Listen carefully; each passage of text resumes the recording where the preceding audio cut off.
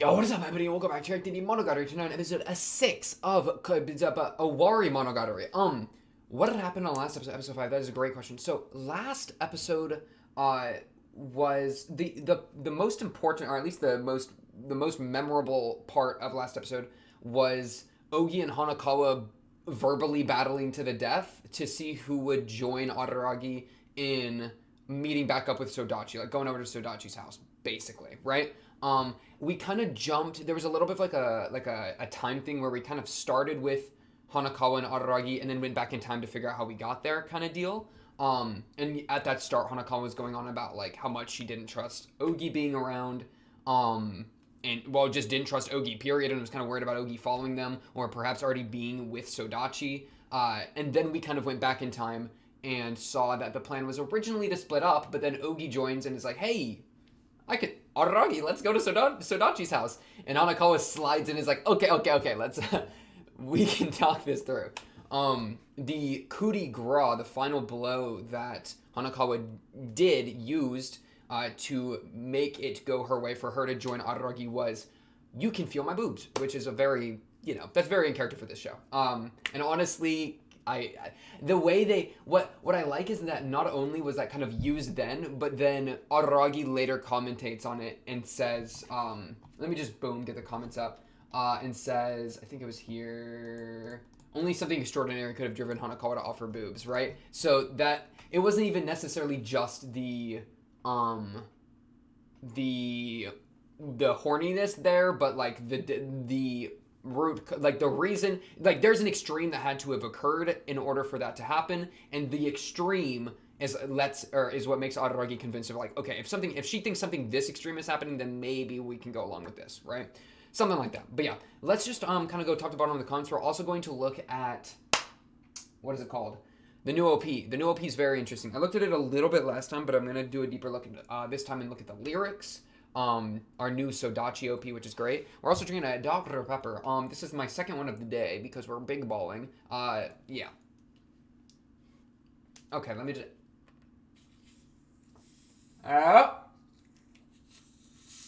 Got it. Okay.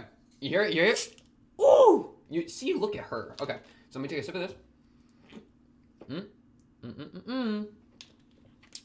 Perfect. Okay, so yeah, let's jump into these comments a bit. Get the monogatari juices flowing.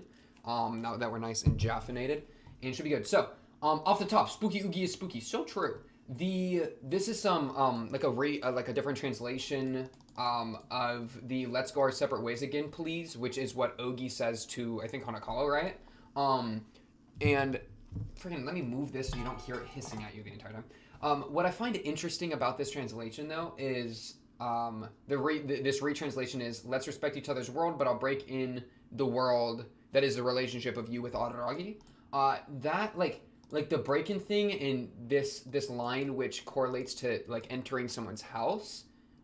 That's interesting to me because of this other thing, which is vampires need permission to enter. That being part of like the vampire, like how vampires work, right? You gotta say, "Hey, you can come on in," and then a vampire enters the house. Otherwise, it like just straight up can't. Like that's how vampire mythos works, right?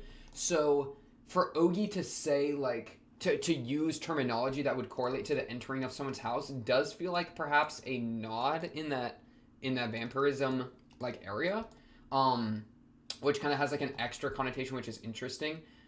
I'm not like enter someone's house, like break in the house, enter the house. It just kind of clues into the vampirism thing, which I think is just another connection, or like another little push that connects Araragi and Ogi, right, in that kind of condition. But yeah, so that's what I found interesting about that. This other thing I didn't know either, which is pretty cool, that the number 4 in Japanese is considered unlucky because it's pronounced the same as death. And so, but then Sodachi's living in apartment number 44, room 444, which is, obviously that's a lot of 4s. So like immediately that could just straight up be like, oh, bad luck, bad juju, bad energy in the area, right? Just kind of like abstract. But specifically with correlating to death, I kind of have the worry that Sodachi's going to die in this arc, specifically because at the end of Koyomi Monogatari, Aragi gets killed by Gon, right, with the sword, with the oddity slaying sword, right? And so since now we are moving from that into this arc, Owari, I think some point during this arc, or at least not, if not this arc, like the next arc, I don't know, but like some point in the near future, we're probably going to shift into the land of the dead, right? We're gonna like follow Araragi there, I'm guessing, or like Araragi will die and then we'll get someone's perspective, something like that. And so for Sodachi to be in the room of death, or like in the room that has fours correlated to it, which might correlate to death, like perhaps there's a connection there that's like a foreshadowing for either her death or her having to do with death somehow. Perhaps like Ogi's going to get rid of her in the same way that darkness gets rid of things, right? Like that could be part of it. I don't know. But that's kind of where that took me. English was good, by the way. I did understand that. So yeah, this I loved, by the way. Just made an account just to comment. Oh, that warms my little cold Grinch heart. That warms my heart. Twisty Tsukihi, and it's Monogatari themed. We love to see it. I love like this part here of before this episode. I found I myself was tricked by Ogi in a similar. Araragi had been manipulated by her, and I didn't even consider her something threatening until Hanakawa picked up on it. That's like exactly what makes her so scary, though. That like it's kind of undercover. I almost want to try to form a connection between like fear of the unknown to fear of Ogi, just because there's so many like it's like she kind of vague. Like I don't like a lot of people don't know what's up with her history. I mean, she even I bet that's part of why Hanakawa was so scared of her, right? Where it's like she shows up. I mean, there's another comment that really was a really good point. Let me find that real quick. Right here, where Ogi just shows up and knows things that they shouldn't know. And it's like, I don't know who you are. I don't know how you know what you know. I mean, that's just kind of what Hanakawa was thinking, right? That's intimidating. That's scary, right? And I'll get to this in a second because that's really cool. But in context to Ogi, like, it makes me almost think like fear of the dark, right? Where, and I say dark because I think there's a darkness connection, especially with the way Ogi looks, right? With them like pure black pupils, the black hair, kind of like that pale complexion. And they do kind of feel kind of darkness associated in that kind of way. And I only bring up darkness because of freaking like from the Shinobu stuff, right? Way back. So like if like I almost want to say that in the same way that you'd be afraid of the dark, we're afraid of Ogi because we lack information. We don't really know what the full situation is with Ogi. That's exactly what makes Ogi so scary. Yeah, something like that. I'm just thinking because she is scary. Like she's freaked me out for a long time. Now we're starting to get more information on her, so I'm starting to get more comfortable with her and just kind of enjoying how weird of a character she is. But like for a while there, it was just straight up scary, right? So trying to like understand, okay, what makes her so spooky is kind of a fun thing. The spooky oogie. And then the 1 OP for arc thing is kind of cool. We have definitely seen that up to this point. We love how we get 3 different arcs in 6 episodes because that means we got 3 different OPs in 6 episodes, which is so OP. I guess pun not intended there. But yeah, so we love the work put into that for sure. And they're all good. Like these last 3 have been all really solid, so you love to see it. This eyes thing is interesting too, where perhaps, and I haven't noticed this at all, and so I'll kind of like this is on the radar going forward. Is there a thing with like Araragi purposefully avoiding eye contact with Ogi? Like does Ogi have some sort of power within the eyes? Like we have seen throughout the entire series that several characters like Sengoku, when he gave him the bracelet, gave her the bracelet, fell into Ogi's hands, and it seems that it was because they came into contact with Ogi's eyes. That's interesting. I mean, eyes are the window to the soul, right? Or like, I almost want to say like, you stare too long into the abyss and the abyss stares back kind of deal. Like, it kind of feels like one of those, but I'm not sure if like, if that saying is in Japanese, so if that saying works at all there. But either way, that like, I mean, I wouldn't want to look in Ogi's eyes either. So that's not something I've noticed, but it is something I'll definitely like watch out for. And especially because Ogi does have very unique eyes, that could definitely be a thing. Like I totally could see that. Yeah. Ew, eyes to the window of the soul. But yeah, so I do like that. Yapping battle, the most intense yapping battle anime, so incredibly true. Great OP. I'm excited to look at it. This is one interpretation of the OP where they fuse together, because it is a Sodachi OP, straight up Sodachi OP, right?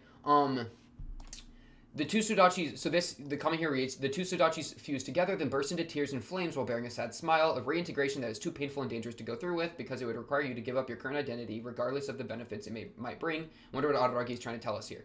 Oh yeah, I mean, for sure, right? Like, you kind of go on to make some points of how this is paralleling post Nekoshiro Hanakawa, you know, with like reintegrated with the tiger and the cat, right?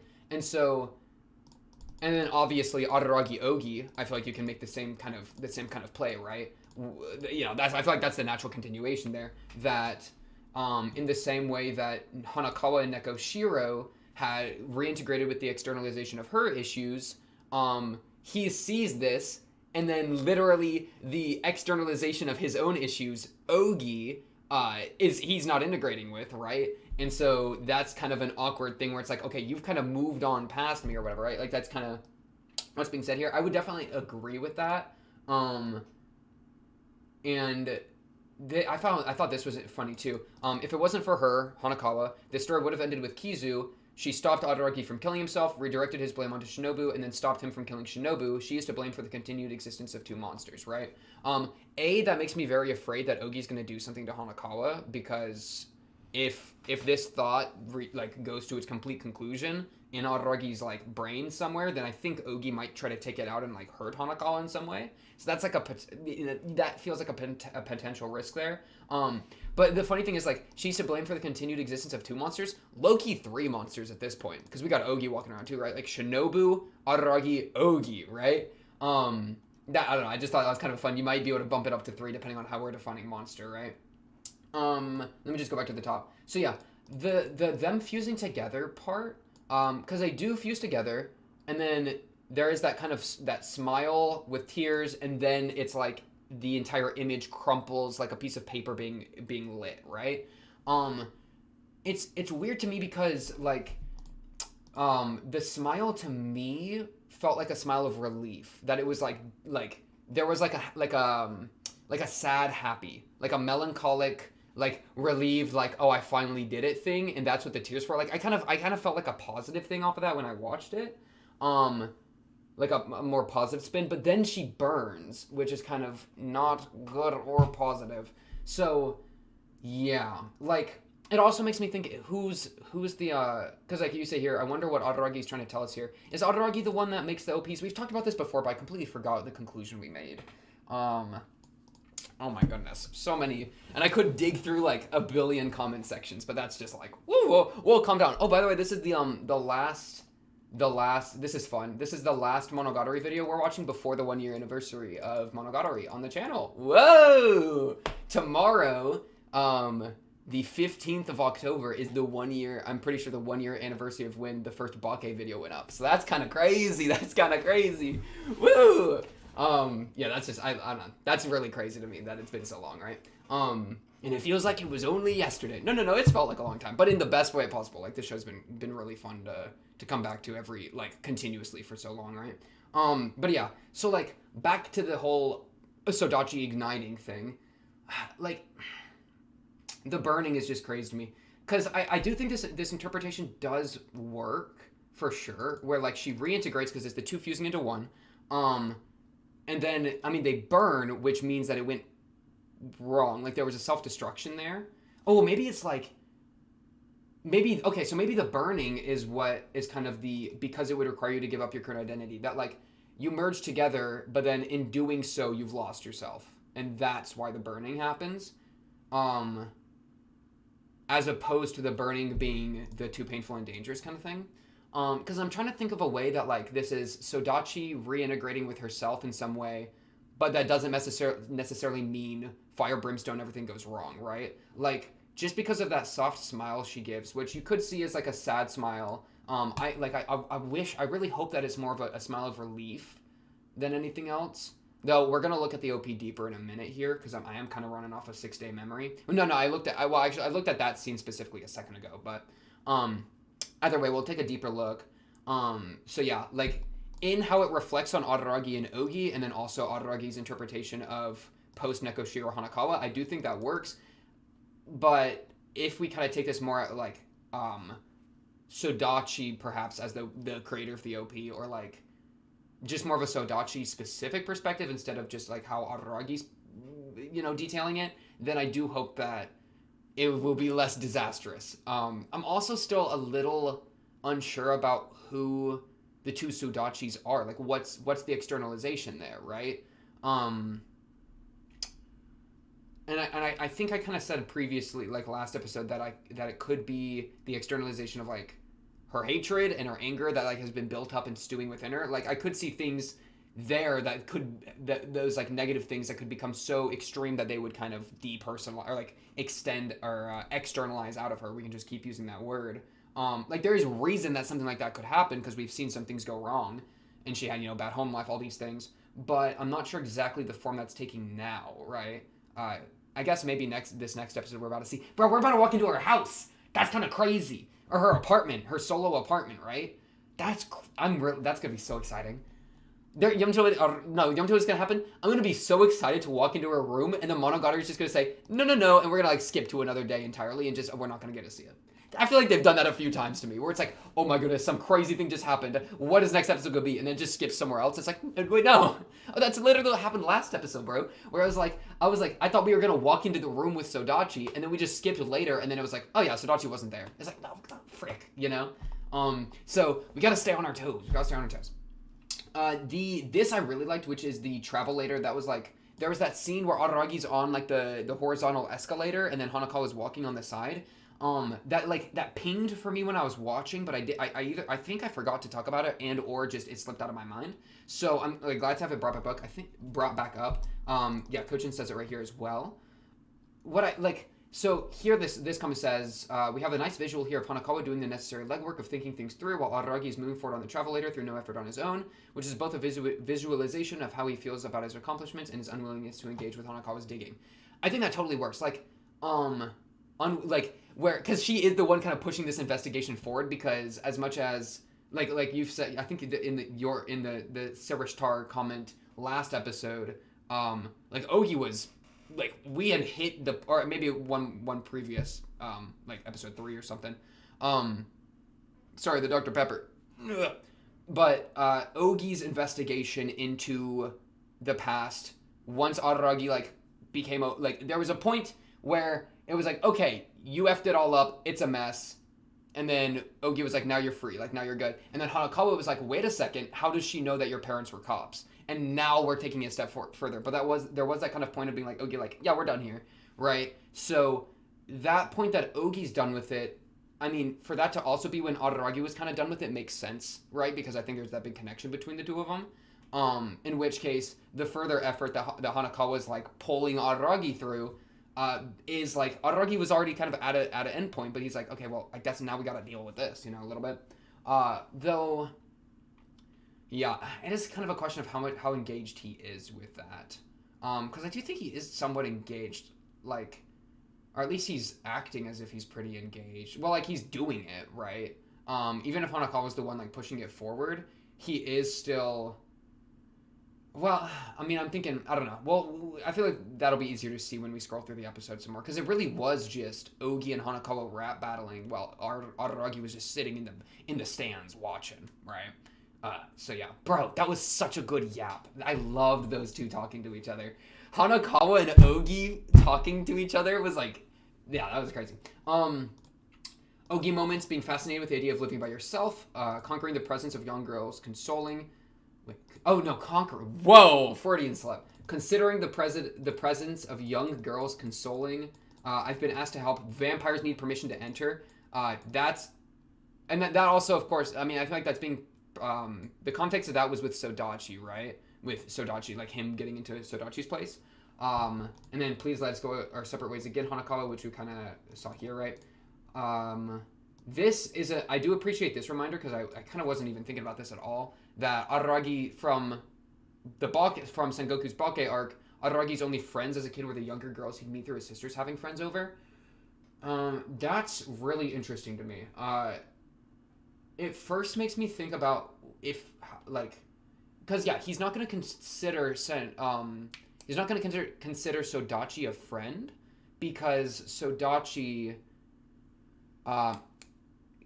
was like a ghost to him, right? Like, Sodachi was such a crazy situation that he, I think, kind of was like, I don't know what was up there, right? So not considering her friend makes a lot of sense to me. And then otherwise, not having met people other than his sisters having friends over, like, that's definitely, I think, I believe this 100%, right? Thinking through the, like, him as a fire sister type justice person, like him acting out as justice, like a kind of being known in middle school for that. I mean, that's the reason, I guess, that he didn't have any friends. I don't know. I just feel like that's a really interesting, like, bit of information that I feel like is why he's characterized how he is, right? Where he's characterized. I mean, he walks into Kizu with his whole like independence thing, right? So that's kind of part of that. But then even otherwise, like, all the people that he's friends with are girls, you know, almost entirely, right? I mean, perhaps even entirely. I'm just saying. I mean. Would he consider Oshino or Kaiki ever? Not Kaiki, definitely not Kaiki, but like, would he consider like homie Uncle Oshino to be a friend? I mean, more of a mentor, right? But like, I think most of the people that he would consider friends, which you know we can get into his definition of that, but are girls. So like so for that to be something that's also from his like growing up phase, is pretty interesting to me, right? Especially like younger girls. Kind of weird when I say that out loud, but yeah, that's a Monogatari moment right there. This Kizu stuff, I do like. One day I gotta rewatch Kizu low key. The kind of misunderstanding of the motivations back then. We're kind of getting that same kind of thing now. Hanakawa has moved on, but Araragi clearly hasn't. Seen Hanakawa successfully reintegrate the externalization of her issues, you know, Tsubasa Tiger made his resentment even worse, and now he's hanging out with her again for the first time since Nekoshiro and seeing her new and improved self. Everything about her that he's bottled up is coming out in full force. If it wasn't for her, this story would have ended, etc. Right? That resentment for Hanakawa.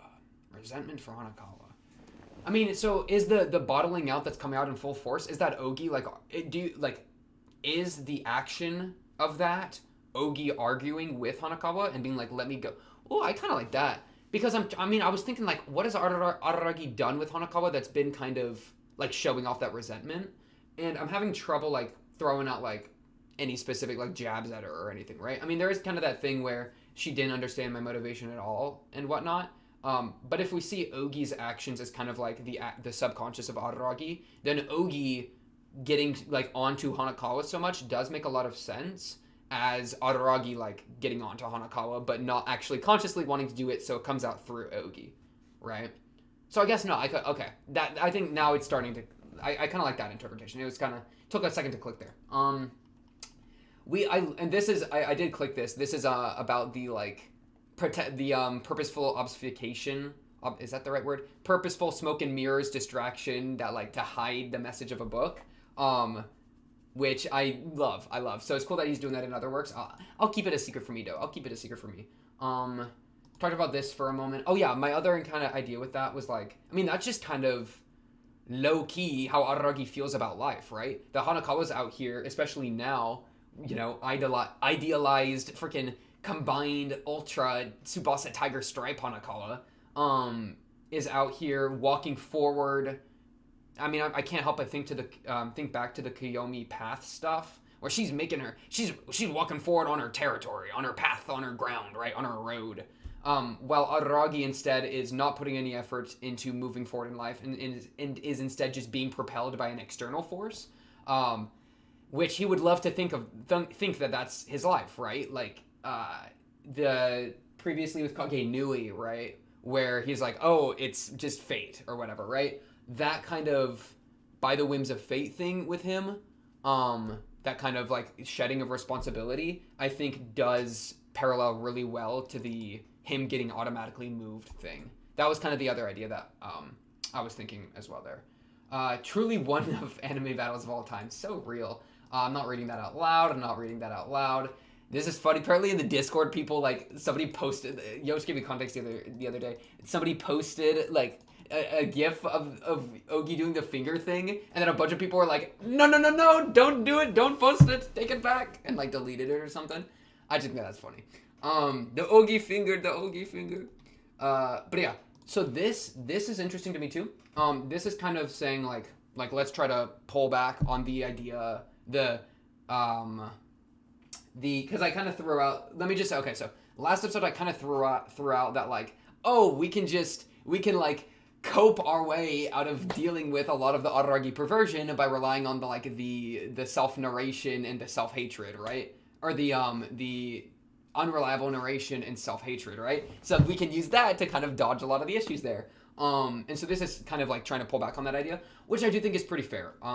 It's kind of a middle ground. Like when I was saying it last episode, I was kind of trying to do it tongue in cheek a little bit. That's why I was using the word cope, if I remember right. But yeah, excuse me, because like if we're gonna actually like take that conversation seriously, then there is like a level of perversion there. I just think that it's a perversion that's based like in it's like based in these other things largely, as opposed to just being for its own sake, question mark. Or sometimes it is. Like sometimes it's for its own sake. Like the man's got looty mags, right? I think one of the somewhere in here someone said that, right? I did read all this. I just don't freaking remember where each sentence was. But yeah, like if we want to take that more seriously, other than me just saying like, haha, we're immune to criticism, we're immune to perversion, bink, get parried, you know? It is more of a middle ground, and I do think that this was a pretty good kind of throw out of like some of those ideas here. Where like I'm not saying that Araragi I'm not denying that Araragi is a pervert to some degree. My main point that I want to relay after that first comment is that I tend to believe that a huge portion of the perverse nature isn't Araragi simply being a pervert. That many of the perverted scenes actually have meaning behind them. Yeah, I would agree with that 1,000,000%. I think that's pretty much the thesis of the statement, right? Where there's like meaning behind them, and sometimes like for Araragi to choose to use perverse things as the way to express them, how much does that reflect on like how perverted he is? You know, that's a fair question, right? And to what degree is he perverted? He's probably pretty perverted. He's probably kind of degenerate, right? But because we're kind of getting in the story time format in these things, like this thing of, yes, Araragi touched the snail and she was into it. Like, I mean, can I just cope my way out of that one? Can we just use it on Hachikuji and no one else? We can do that much, right? You can give me that little olive branch. Oh no. Can we dodge that one? I don't know. It's kind of constant. That's kind of their entire gimmick, so it's a bit, yeah. But yeah, it is kind of I think it's just kind of a middle ground, right? Or even, if we do take it kind of more face value and say, yeah, it's all perverted, right? Like, it's not, these things happened, right? At least there being this meaning behind the perverted actions, like this meaning in the story and how it reflects on the characters and how it reflects on the themes and such, makes me a lot more okay with it. It makes me like pretty happy with it, as opposed to it being kind of for its own sake or just for for fan service. You know, that kind of annoys me whenever I see it, especially if it's to like underage characters, right? That's not a huge fan of that one. Yeah. So the purpose behind it does make it a lot more palpable for me.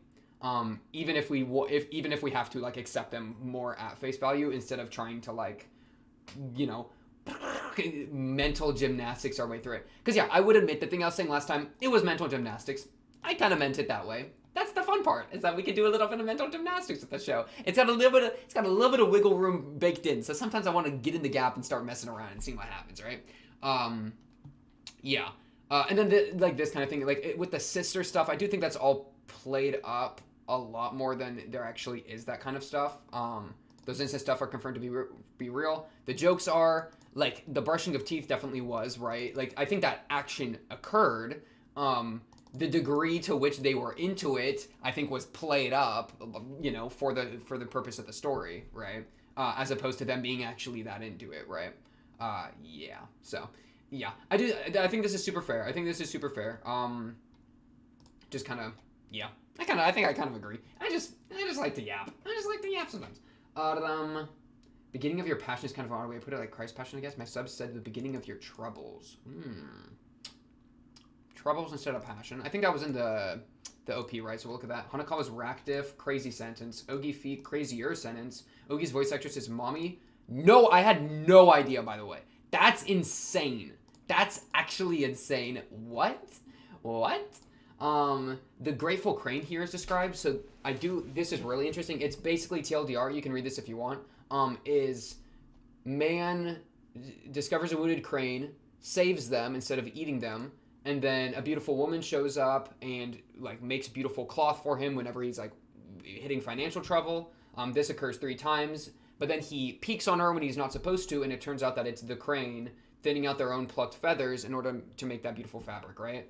And so you know, what's interesting about that, where we're making that like that's what Ogi's philosophy kind of is that it's not even just repaying debts many times over, but it's through self-sacrifice and like through self-harm, right? Where the crane is plucking their own feathers, you know, damaging themselves, sacrificing themselves as a way to repay the debt, you know? And then what's Araragi constantly doing? Plucking his own feathers as he's getting thrown into meat grinders and beaten up by monkeys, right? Or monkey singular, rather. So I do think that's a pretty crazy, like, reflect, or like a pretty crazy analogy that works really well as a reflection of Araragi, as opposed to, like, you can only save yourself, right? Very nifty indeed. And yeah, this is Ogi's stances, of course.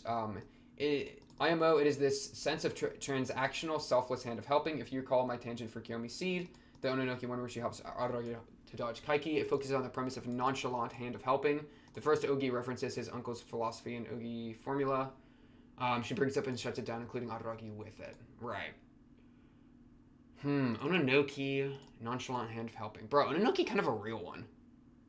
Ononoki kind of, for doing that for Araragi, actually, that actually kind of converted me on Ononoki a lot there. Because it's interesting, like, repaying debts many times over, like, what if just, like, two friends, you know, where one friend will help the other out, right? Like, the classification of it as a debt is what's so interesting specifically, as opposed to just helping your homie, right? Or, like, helping somebody you care about. Like, turning it into a transaction, is like so built into this philosophy, which is I think where it gets kind of I don't know the word, kind of dangerous perhaps, kind of dangerous for Araragi to be playing with through Ogi, right? The crane's repayment. I also just love cranes. I used to fold paper cranes all the time. Glad we love the investment. Especially love the investment of the comments too. You know, it ain't just me out here. And then this, by the way, this right here is why Hanakawa is the GOAT. This is why Hanakawa is the GOAT. Okay? Most people, if they... Okay, first, who notices this? The comment reads, notice how Hanakawa got so hyper-suspicious of Ogi when she was talking about going to Senjo's house and remembering how it's farther away. Ogi, time-wise, transferred a few days ago and by all accounts should not know where any of their homes are. That's why she's the GOAT!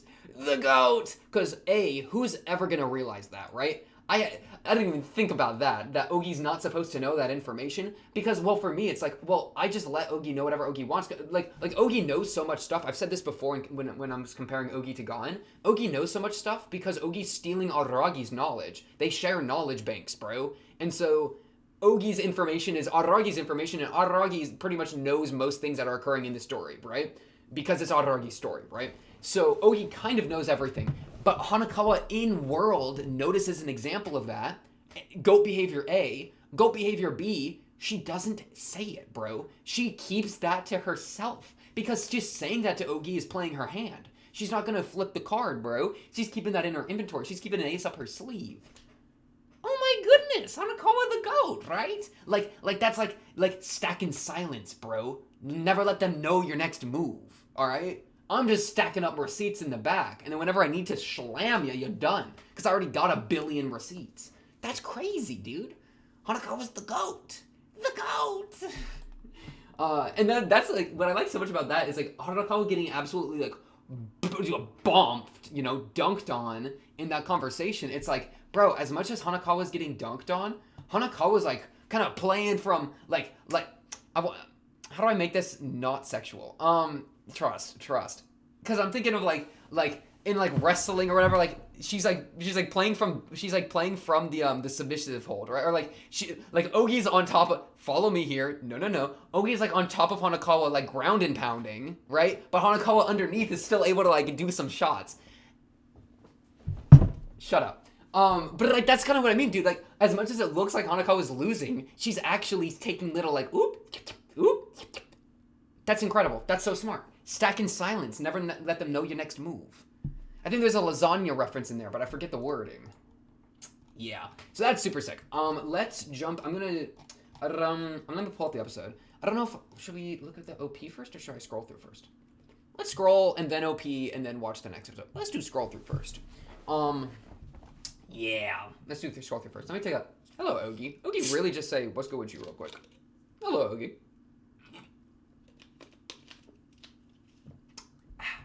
But yeah, okay. Let's do a little bit of scroll through. Dang, that's really just an entire couple seconds of Ogi's hair in the wind. That was crazy there. Okay. So we start. Oh yeah, Ogi censoring the book. I forgot about that. Ogi is Ogi. If you're the 4 characters or lower thing, you would just type Oshino Ogi. Is that right? Yeah. It is funny because this is Araragi wasn't as good at Japanese as he was at mathematics, right? So it is kind of funny that this is the questioning about what Ogi is a Japanese like test question, which he explicitly is bad at. So that's kind of, I feel like, reflective. Right. So then we have Hanakawa and Araragi walking together. They're going to Homegirl's house. Sodachi's house. Hanakawa's obviously stressed about Ogi while we're getting this like Mario 64 like beautiful underwater music. It actually is, bro. That's a safe bet if she wants to know what we're doing. She already does know. She knows, bro. Araragi says calm down, but she knows.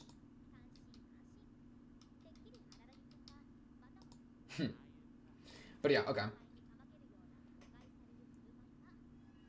Put the class back in order. Look at her little strut. Wait, can we look at that strut again? This isn't important, but look at her cute little strut. Look at this confidence. I love this character.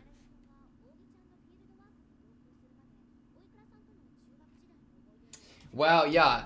Okay, so this scene again, which we talked about a second ago, is their conversation specifically her digging into the Sodachi knowledge, right? So what, like, for him to just be automatically following while she's doing the legwork, that even works even better with context about what they're talking about, right? Where she's asking all the leading questions.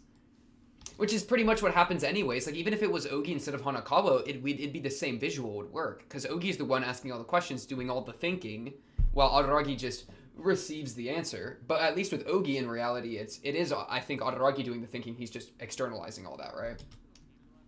So then it becomes Ogi, right? But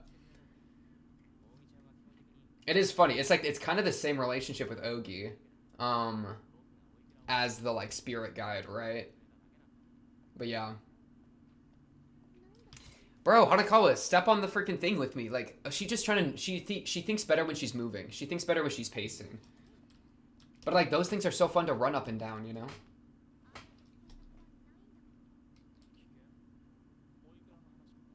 No, Ogi.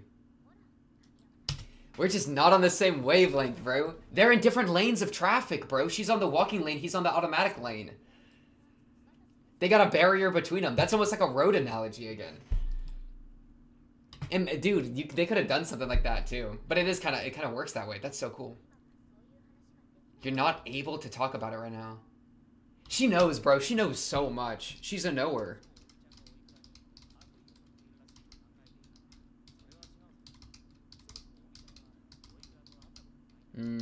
Yeah.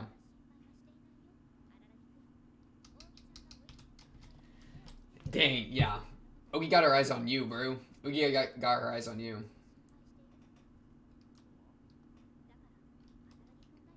So real. So real. Okay. Something we understand poorly, she just said there too, right? Which is exactly kind of that fear of the unknown thing I was talking about earlier. Here's that 44 thing, which is her house, Sodachi's house. There's an interesting frame there at the last second. What was that?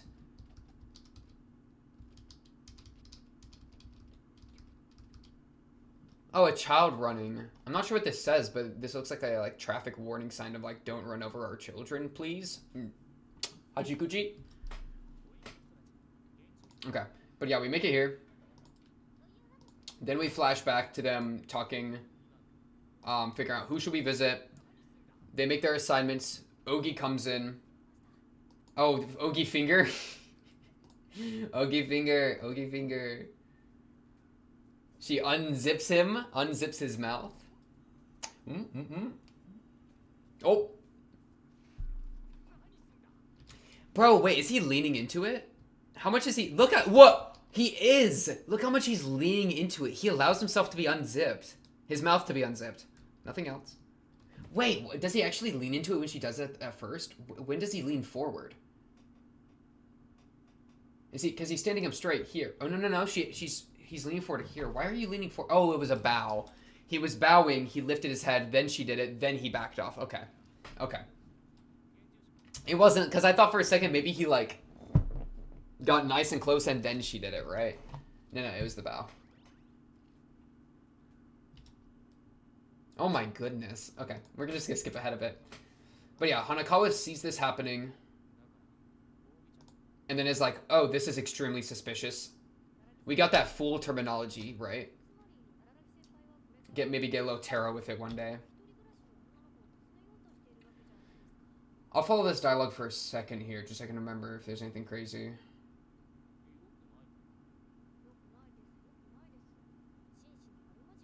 That's Mommy's voice actor? Really?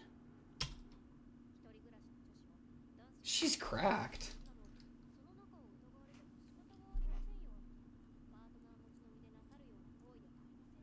Obligation with the girlfriend. She says it goes against your obligation to your girlfriend. Do you hear that? You seem quite determined. Just that little groan and she's already knows, bro. She's trying to use that sushi obligation that she made up in order to, like, keep him here. I'll join you. Yeah, that's right. Okay, let's skip forward a little bit.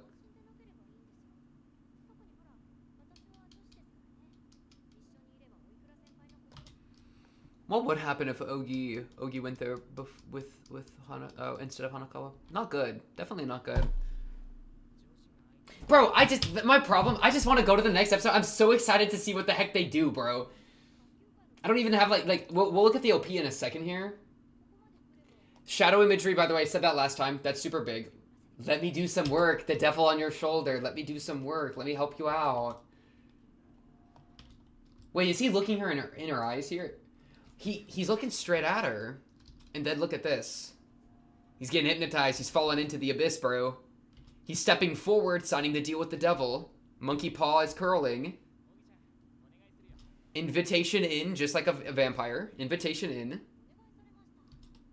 Hanakawa, skirt flaring and all, jumps in. Oh! The goat! The goat! I freaking love Hanakawa. She just makes so many moves in this story, bro. And then immediately is like, alright, she's in the game now, right? It goes from, like, this is serious, like, see this smirk?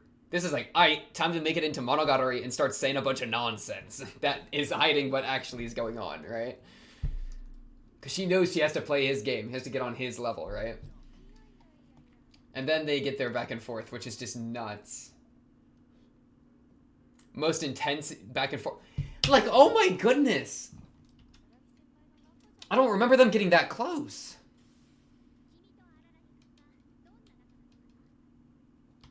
Like, holy crap. Okay. The Ogi just tears into Hanakawa, which I guess we could see as Aragi's resentment for Hanakawa shining through. I do kind of like that idea, right? I mean, but why would you resent her, right? I mean, she did what you aren't doing. She did what you can't do, right?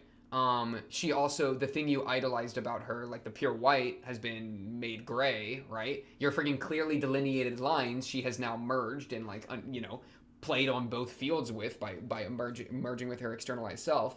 So, I mean, I guess there's a lot of reasons that he would not be a huge fan of that. And we get that traffic imagery in the back just to keep it going, right?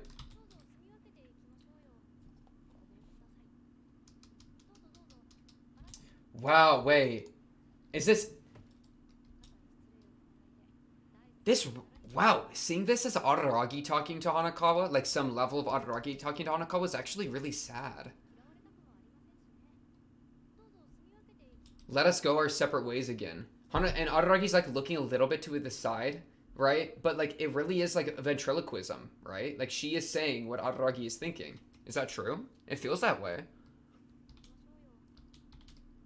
And that moment of please, where it's like, and I know we kind of looked at the other translation, but man, that really like. Araragi says, I'm with her now, bro. But then you see this? Her house is farther away. Hanakawa, the goat, puts it together and then just holds on to it. Just holds on to it. Doesn't tell Araragi, doesn't tell Ogi. Holds on to it, because you can't trust either at this point. Because they package. We can change the rules. That's crazy.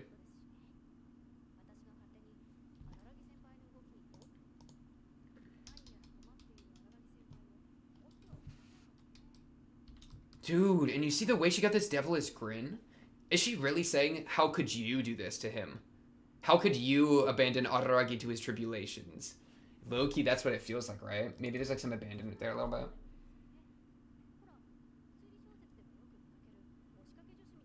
That's crazy. How could I abandon it? Because, yeah, it almost... Now I'm starting to see them as, like, just jabs at Hanakawa. Not just from Ogi, but from Araragi. Dang.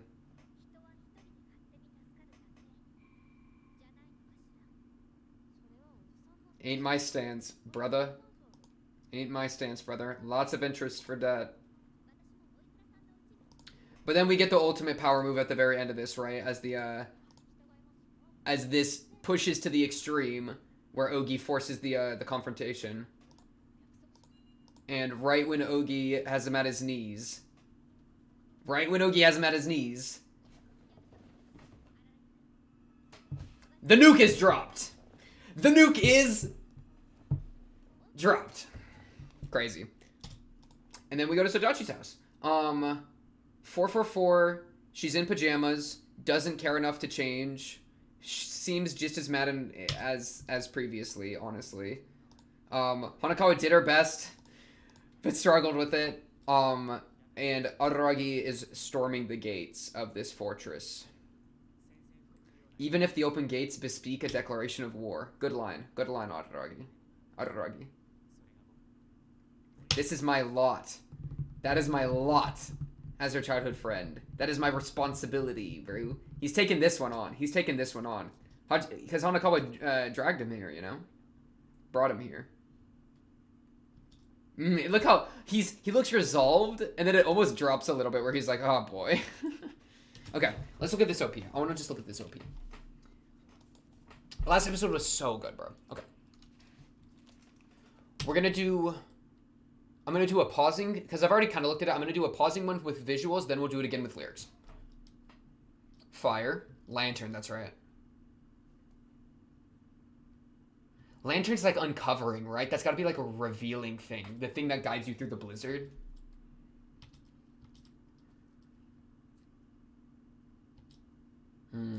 Snowing. She is not equipped for the weather. Ooh, look at that. Where it gets darker, and then only the lantern in her hair stays for a second there. That's just cool. That's just cool imagery. Then we jump to this other Sodachi who's moving. Also with a lantern. Oh, you see that?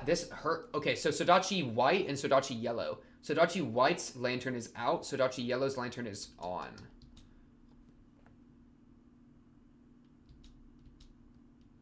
Because her lantern's gone out. She doesn't have the strength to continue anymore. You know, gives up, dies into the snow. That's white. Wait, white's the one that fell, right? Yeah. I guess she just drops to her knees where it's like starting to get to her, you know? All right, she rips out her hair and bleeds. Which, man, blood on white snow? That's imagery. Yeah. No lantern anymore, just yellow Sodachi's lantern. That's still lit, still flickering. And then they merge. Man, she just looks... What is this expression, man? It feels positive to me, but it's also destructive. You know? Like, it feels positive on a level. Maybe I'm just biased. Maybe I'm just a hoe for the merging of the self, you know? Where the splintered self comes together. That kind of, like, beautiful unity within oneself. Oh. I'm a hoe for it.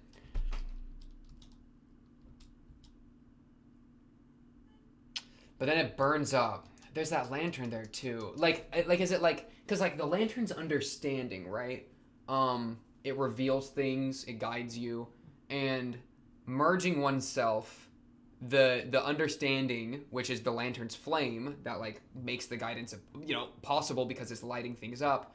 That understanding has become so extreme that it's destroyed you. Like it's burnt you up. You've understood too much. Question mark? Is that what it is? You understand too much? Like that level of introspection is dangerous to the point of destroying you. I guess that would make sense.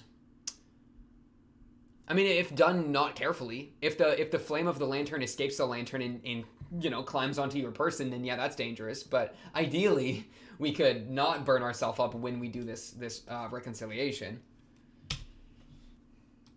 But man, she just looks happy. Or relieved, man. It's just that expression is so sweet to me. It's almost, I almost want to say it like, it makes me think of suicide just a little bit because of the burning, right? Where it's like release. But okay, then we get a shot of an eye looking at the cinders. An eye closing, the moon. Eye closing. You're not looking. The moon. Oddities. Thoughts? I'm really just throwing out keywords now.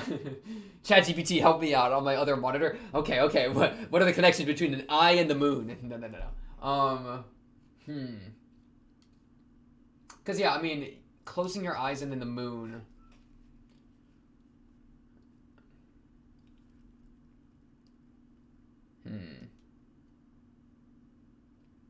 Aww. They're so sweet to each other. She's so sweet to herself. And so, okay, so it's like they think about, because look, they're back in split, right? They think about merging into one, right? It's this idea of being merged, this idea of kissing, of this intimate, like merging, right? But then that idea is burned away. It's a piece of paper. It looks like a paper getting burnt. And instead, Sodachi decides to link herself with a white cloth to her externalized self. So you've separated yourself within yourself, right? You're together, but part of you is still separate, rather than being a merged being. So we have the black and the white next to each other, which makes a really sharp contrast, but it's within the same shape. Right? The sidewalk and the street. And that's how we've chosen to understand ourselves. That's how we've chosen to navigate the blizzard. Is that I will remain externalized, but I will be bound to my externalization. That's Ogi, right? That's Araragi and Ogi pretty much. This is exactly what Araragi and Ogi are doing, right? That Araragi has externalized himself and externalized part of himself, the parts of himself that I think he hates the most, or like shadow parts, whatever. We've talked about that before. But he has still been bound to it, right? Bound to Ogi, or Ogi bound to him, whether he wants to admit it to us or not at this point. As opposed to doing the freaking based Hanakawa move and merging yourselves into one being. Because man, look, it goes black and white, like it goes conceptual with it. So I think this is like an idea, like a possible option that then is denied. It's like this: we're not doing this. We're burning this idea. Right? Instead, we're just going to bind each other together. Bind myself together, but still remaining separated. That imagery goes hard in this storm. But man, there's also this thing about, like, I know they become the lantern frame, like they become framed within the lantern, which is fire, which is warmth. But there's, like, they are not in proper weather for this storm, and then she closes her eyes, and it ends with both of them closing their eyes. Right? And so like the action of closing your eye while not moving in a blizzard, that almost feels synonymous with death to me. It's kind of crazy. I could kind of go into a huge tangent. I'll stop myself from doing so because there's two pieces of media that come to mind, but I don't want to spoil random media, right? But just, man, and I read this crazy book a long time ago that was about a blizzard too. That actually stuck with me so hard, bro. That book was so good. I gotta find the title of that hoe. We'll do that another separate. But just, to stay alive in a blizzard, you can't just lay down. Like, your body's going to tell you, I'm tired, I want to sleep, right? Because you're cold, and that's you dying, right? And so if you go to sleep in a blizzard, you're not waking up, right? You know, lay down, let me lay down and gain my strength again. You're not going to wake back up if you're dying, if you're hypothermic, right? Like, that's kind of, I think, just how that works. So for you two, for these Sodachis to both close their eyes, right? This weaker one that, weaker, you know, put that in air quotes, but the white dress one that has already closed her eyes, and then the yellow dress one that chooses to do so here after binding herself. And it's almost like I'm going down with the ship too, where it's like I've accepted my fate in this blizzard and I'm non-moving, etc. Right? But they are within the light of a lantern, so perhaps it's still, there is a hope there that will keep them alive, that'll keep them having warmth. But man, to close your eyes makes me think that like you're doomed. And it does fade away. That light fades away. It doesn't just cut. It doesn't cut with the lantern still on. It fades into nothingness. Into darkness. Down, down, down, down. Okay, let me do the lyrics. Just how big of a fool is Araragi Kiyomi? In what must contain the name Oshino-ogi once. Oshino-ogi, Oshino-ogi, Oshino-ogi. Okay. What remains to someone who's lost everything? Lost their sense of justice, lost their foundation, lost everything. Sodachi got pipes. Good voice. I thought I'd given up an eternity ago.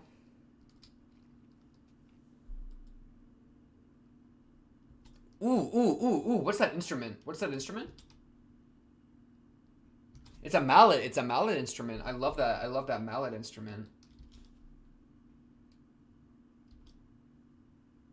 Sounds like a really weird marimba, bro. It sounds like a really weird marimba, bro. Doesn't it? That like do-do-do-do-do-do-do-do. One more time. Ooh, I love that sound. Okay, but I kept pushing my expectations onto you. Onto your other self. What are we thinking? Because then we cut to the other Sodachi. Kept pushing my expectations, perhaps like responsibilities, you know, something like that. But expectations is different, but like, you know, I'm just trying to apply it to Araragi and Ogi, right? I kept diving into the sea of possibilities. Okay, I mean, that's interesting. Sea of possibilities, like, what do I do here? What's my play, right? And then in a few seconds they merge, and then the ideas burn. So I do kind of like that as a perceived idea that then is denied, right? We'll see though. Let's see the dialogue or the lines here. Ripping out the hair, that frustration, that falling apart. What makes me who I am? Oof. Man, and it's just, oh, she looks so sad and weak, and I feel so much for the poor Sodachi, bro. Right here, like this frustration that's hair pulling. Dude, I pull out my own. I used to pull. This is a fun fact about me. In middle school, I had like a hair pulling problem, bro. I used to pull out a lot of my hair. I stopped though. I mean, well, mostly I've stopped. But dang, dude. Like for me, it wasn't like out of anger though. It was like a nervous tick. So like not like a big deal. It's more like just a habit. But just another piece of evidence that this show is literally a simulation made for me or something. We're all in a simulation, and by we all I mean just me. Just me. I'm the only real one. I alone am the honored one. Oops. Okay. I'm playing around.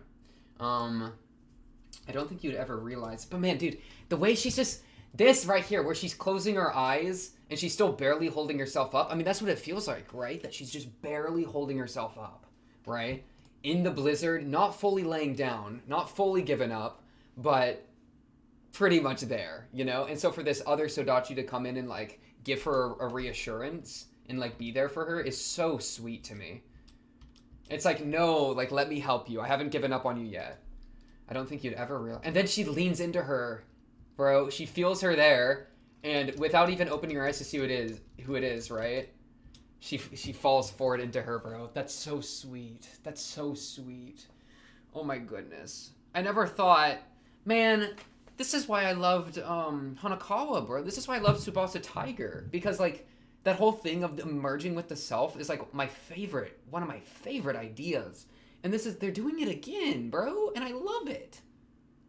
Man, if we ever see the day that Araragi merges with Ogi and then gets any sort of like expression of relief on his face and gets any sort of positive feeling off of that, like GG my emotional state. Holy crap.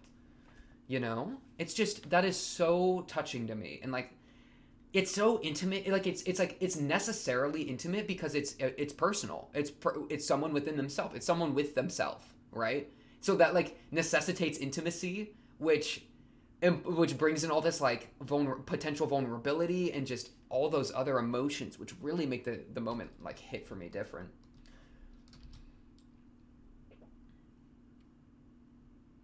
I don't think you'd ever realize, man, and it's just like it's so sweet, but it destroys you. Oh my goodness. Okay, wait. I haven't been looking at the lyrics. Let me try again. I kept diving into the sea of possibilities. Desperate. Frustrated. Ow, the blood. You'd have to pull so hard. That hurts so bad.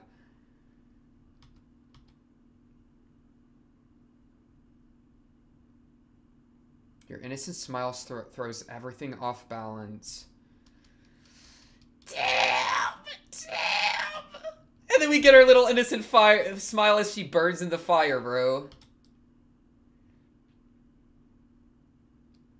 And makes my future uncertain. Ooh. Bro, look, they made the text flicker. It just like, bro, whoever does this stuff, look at that. It gets dimmer with the thing. That's immersion right there. That's the subtitles adding to immersion. I never even, look at that. They like, it flickers, bro. Whoever worked on these subtitles is goated. All right, I appreciate you so much. Shout out to it. I don't know who did it. Shout out to whoever did this. All right, go look it up. Like they did, like that's incredible. I love that, and they've done that so many times. But that's such a mini one they do. You know, like the warbling of it, like boom, boom, boom, boom. It makes my future uncertain. Okay, so that innocent smile throws me off balance and makes my future uncertain. Your innocent smile. Is it you to yourself? So good. And then it's an eye, right? Like the eye is perceiving this being burnt, perceiving what would happen if they were to merge. And then closes their eyes, says, I'm not doing this course of action, right? And then we instead get this, like that is match cut to the moon, kind of, right? Fades into the moon. So it's like, instead we're going to resort to an oddity, aka through the moon, Ogi, which is the second Sodachi. Our own formula. The one that proves us? Oh my god. Run it back and play it again. Because uncertain, bro, ain't mathematical. Give me some defined features here, bro. We need to make our own formula that proves us. That proves why we are what we are, bro. That math terminology hits different. What was that line the other day? I derived? Bro, it's like I derived all over again. Bro. Can only be solved by us? Oh my goodness, it's so sweet. Look at that, bro. This little math prodigy, man. This is the equation being wrapped around them. Wow. Self-understanding as a math equation made by one to be solved only by one. Damn. Has it really been an hour and 8 minutes? There's no way. Wait, has it really been that long? Wait, dude, I've been sitting here for an hour already in this recording. I think that's crazy. It might be like 50 minutes for y'all. Wait, we gotta jump into episode 6. What happened? Wait, why does that say 7? Oh, that's chapter 7. We're on episode 6. All right, we're good. Why does that say 7? I feel like my mental clock was running that we were around minute 40 there, not minute 110. Or hour 1 and then minute 8. That's really crazy. My internal clock was way off there. Usually my internal clock's really solid. That's crazy. I was too immersed, bro. My time got thrown off. Time is a Monogatari reference. Real. All right, let's jump into episode 6. I'm ready. Aragi walking into Sodachi's room. Big deal. I'm amazed it's been that long. All right, let's get ready. Episode 6. Get yourself a drink. Get yourself a snack. Should be a big one. I'm very excited to see how this goes. Let's get this going in 3, a 2, a 1. Bam! Cop. Police officer badge. Lock in.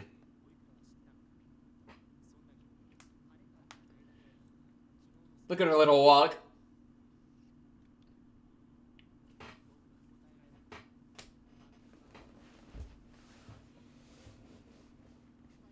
question. Okay, we starting with a flashback a little bit. Oh, we already know the answer.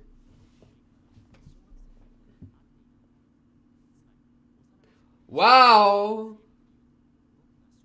Childhood friends admitted right there. 6th grade. Okay.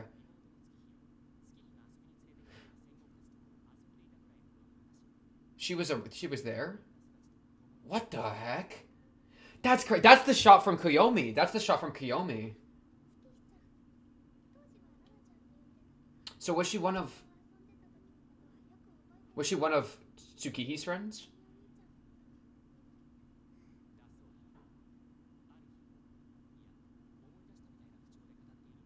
I say this all as though I remember, but in reality I don't. He don't remember it even when he's being told this. That's crazy.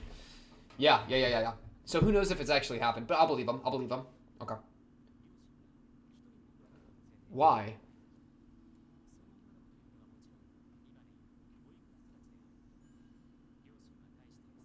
Did they just find her? Oh, she looks so nervous. Wow, she had wow. His parents were like CPS.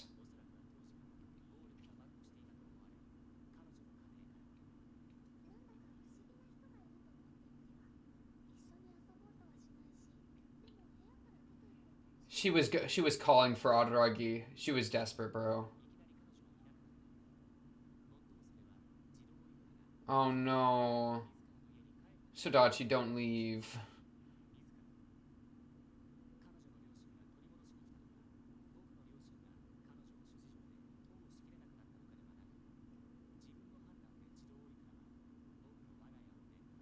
Wow. I wonder why she did that exactly. I mean, you could imagine it's just that's crazy, bro. That's crazy. I've been saying though. I've been saying they were childhood friends. I've been saying that one. We take that. We take that. We take that. We take that. Wow. What was the situation that they picked her up though? That is such an interesting situation. I mean, I feel like she wanted to go back, right? And that's why she did the thing with Adaragi there. Where like she with the Monty Hall problem. Man, that envelope, wrong door. I'm thinking back to that line, wrong door. She considered Adaragi the wrong door with the Monty Hall problem. Ow. Somebody help this girl. Can we help her? Can we save her? Please? Like, has she ever been happy? I mean, this smile is so sweet. Like, can I see her smile for real? Other than just in the OP? Like, damn.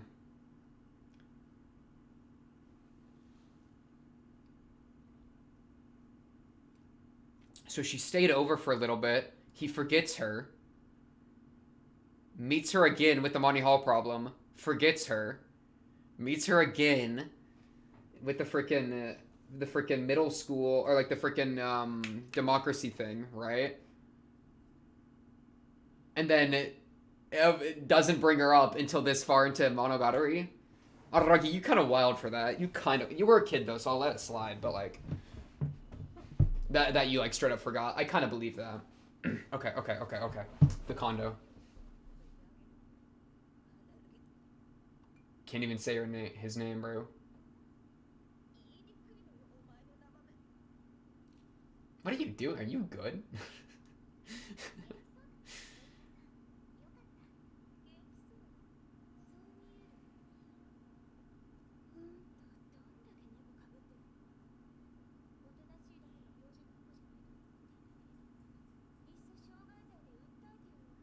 What?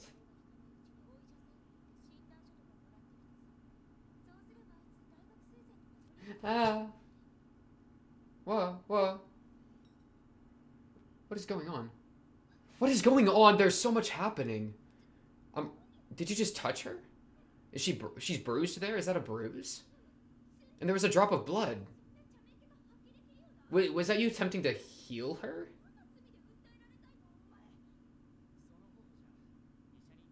I think he just tried to heal her, right?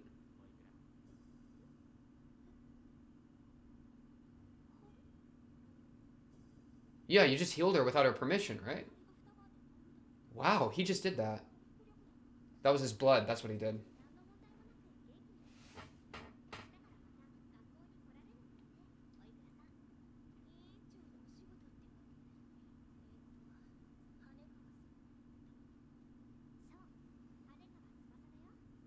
And remember it.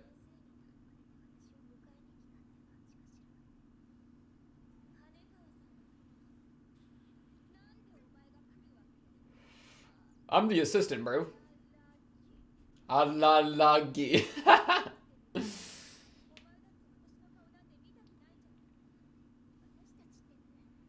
Can we fix that? Can we fix that? I want you to be happy. Sodachi, please. Okay.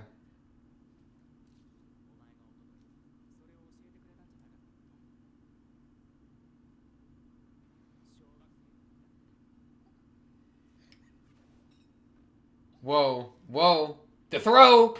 Hanakawa intercept! Football player! Got it. Not a single drop spilled. Just kidding. There were a few drops spilled. Oh, you dropped this. She prepped it, bro. She readied in action to catch it, bro. She built different.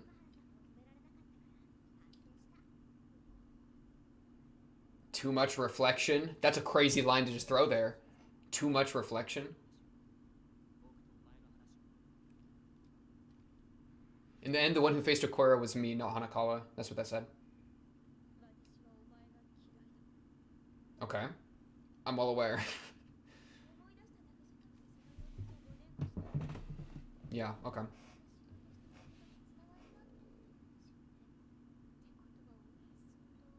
The triangle table is interesting geometry.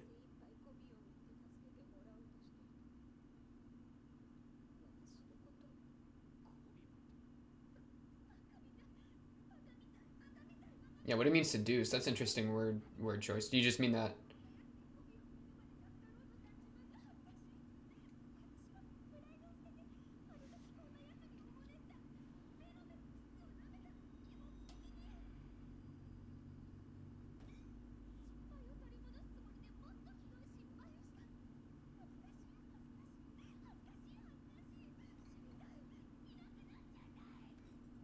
This poor girl, bro.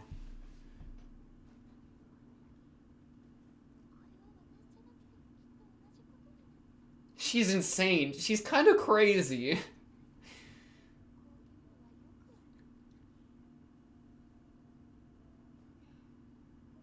Stop whispering in my ear like that.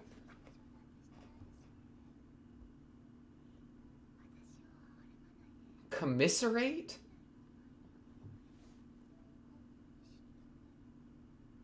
She got that pride, man. She got that ego. Not like ego, but like, you know what I mean? Repay. Grateful Crane.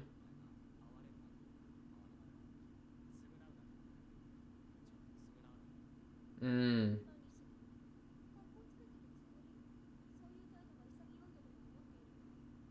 It's hard to help someone that doesn't want to be helped. But it's so hard.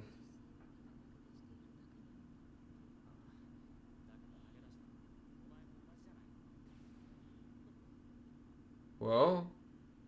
Whoa. She took all the Dude, Hanako was different. She took all the projectiles off the table before she could throw something.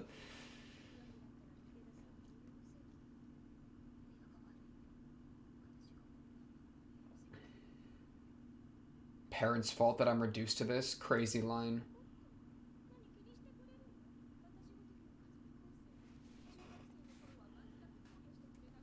I don't think he knew back then, bro.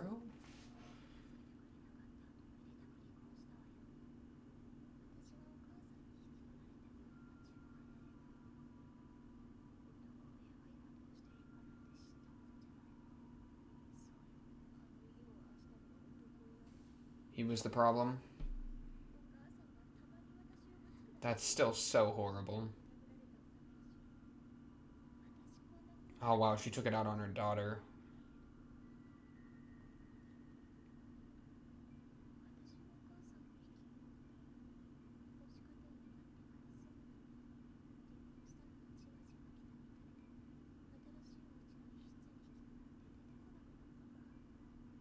Is she like, how is she? Is she alive?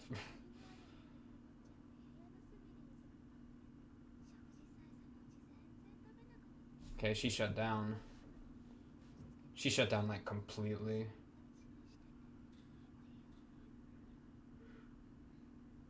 Are you... I almost feel like...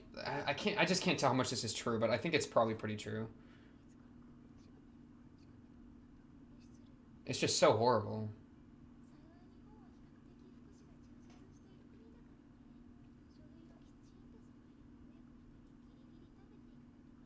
You did all the paperwork? Is that what that is?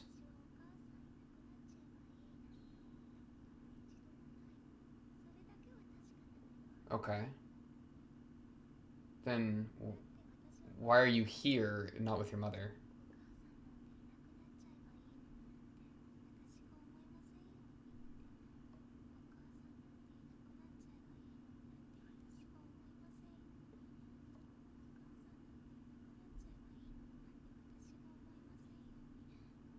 She's making the food.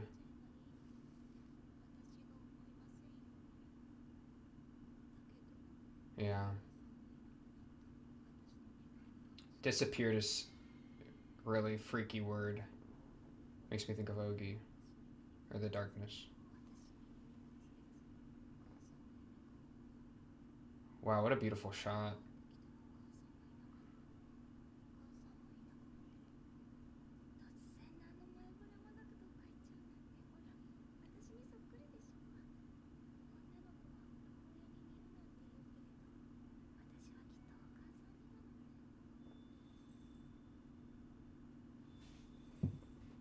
Wow. Smiled like her mother? What a line.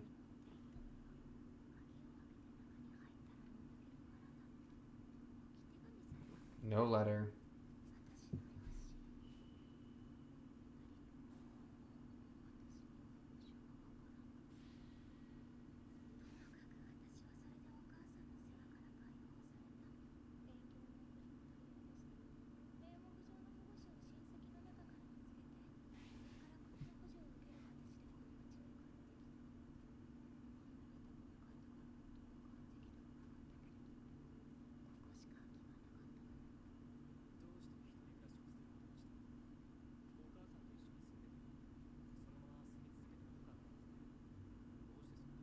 Good question, Adaragi.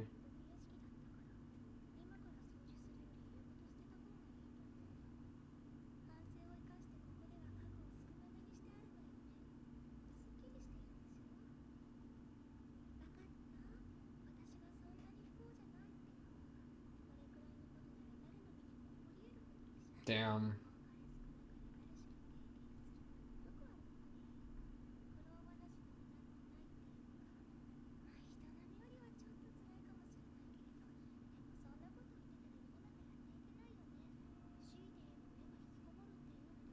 It's really interesting that Hanakawa's in the room.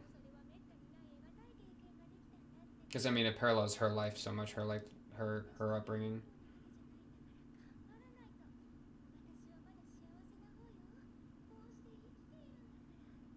Jeez.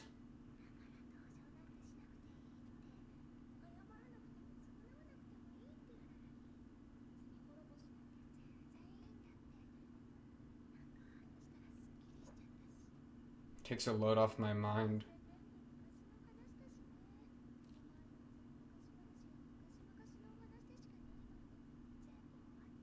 Damn. Owari end.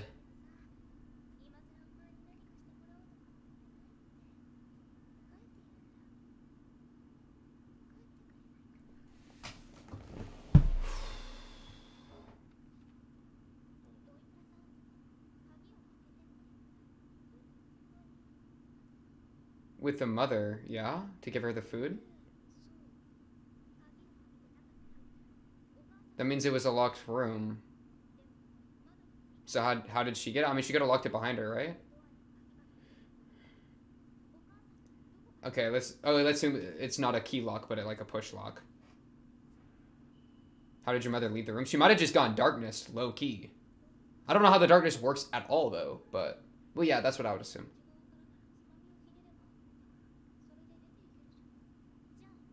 Yeah, exactly. Good. Oh, with a key? No, with a key means she could have locked it behind her, right?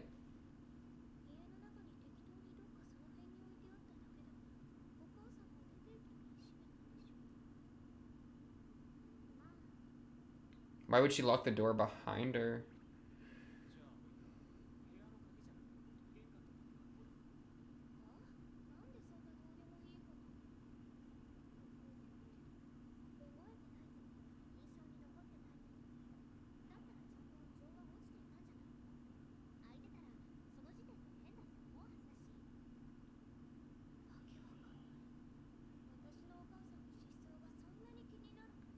Hanakawa clutched the hell out of that just now.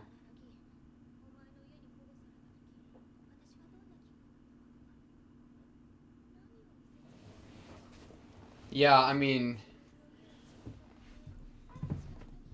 that would be really hard to watch. Just in comparison, that'd be so sad and confusing.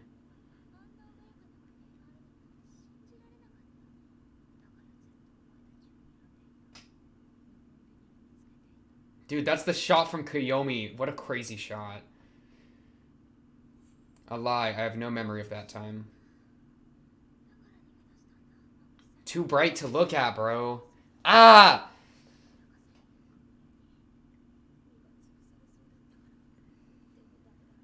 Like the burning of a fire, bro.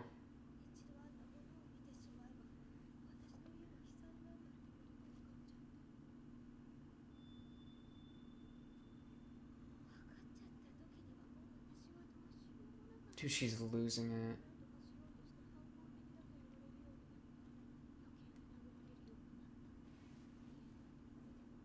Shit.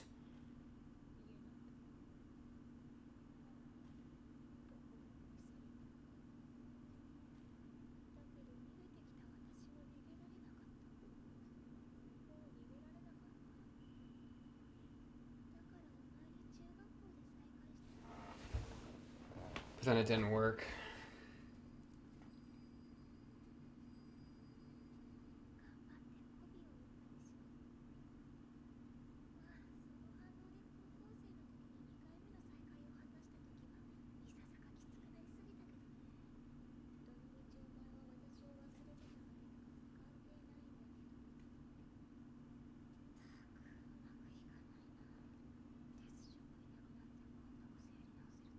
Tetsuju. Is that the name of, like, one of the boyfriends of one of the sisters? I don't think so, but maybe. I feel like I remember that.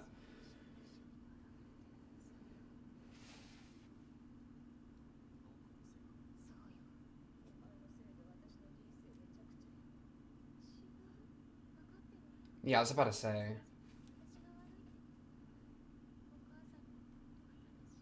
It's not your fault either, though.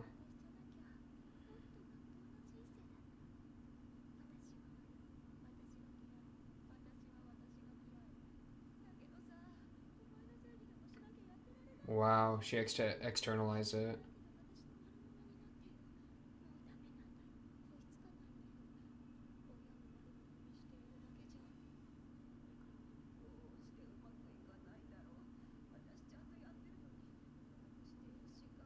This poor girl.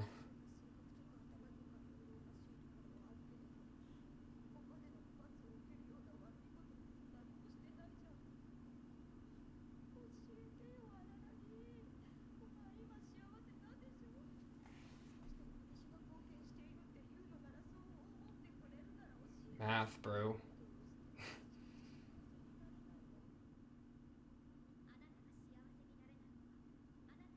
Hanakawa comes in with some crazy...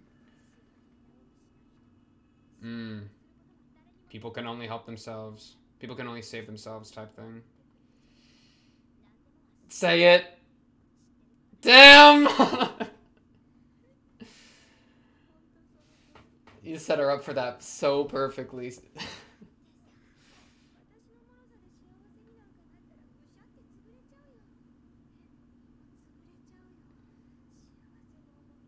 Burned away.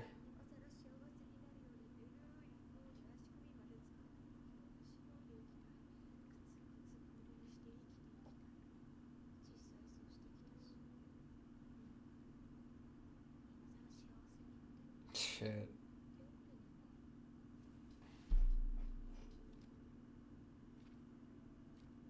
For my childhood friend.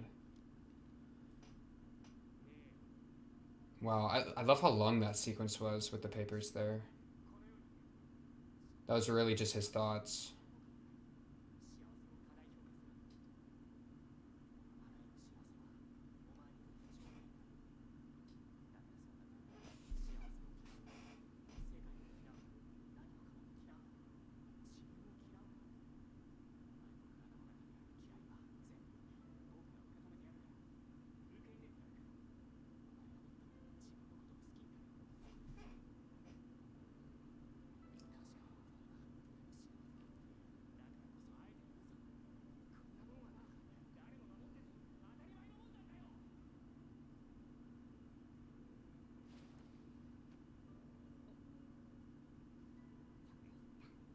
Oh, she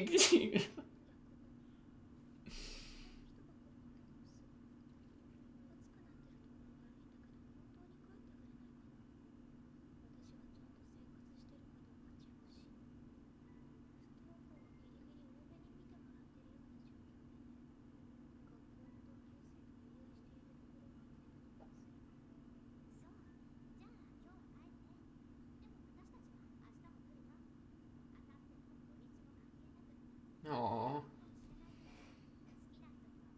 pestering the people we like.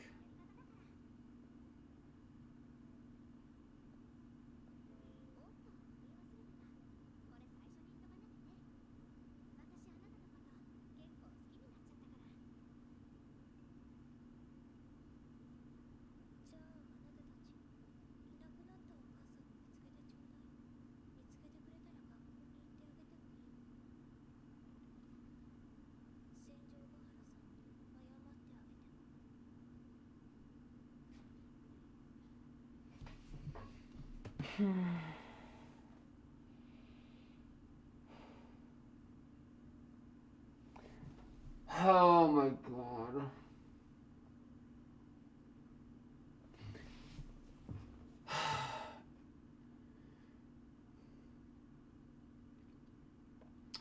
I think the kill shot. I'm just gonna lay down for a second. I'm gonna just lay down for a second. So when he said, it's when Araragi said, like, you can hate me, but at least it was in his own thoughts. He didn't say it. But like at least love yourself as much as I used to love you. Oh man. That one was tough. And Hanakawa saying well said. That was so sweet. She was actually proud of Araragi, bro. She was proud of Araragi. That was real.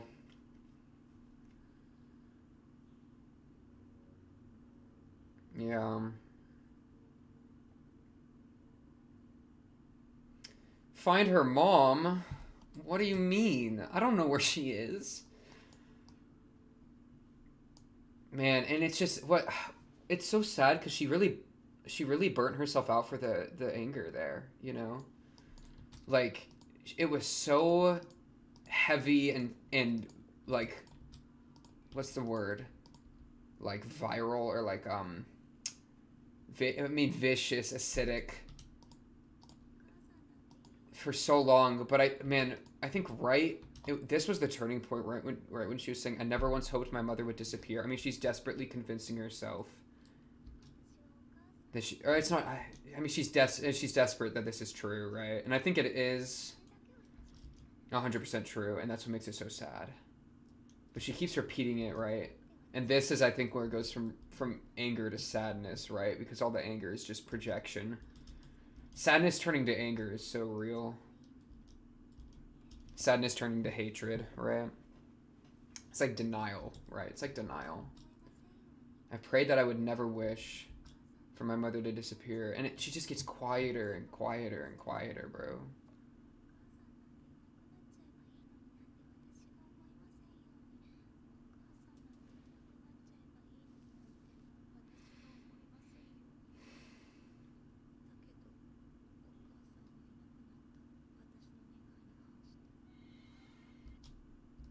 Against my wishes.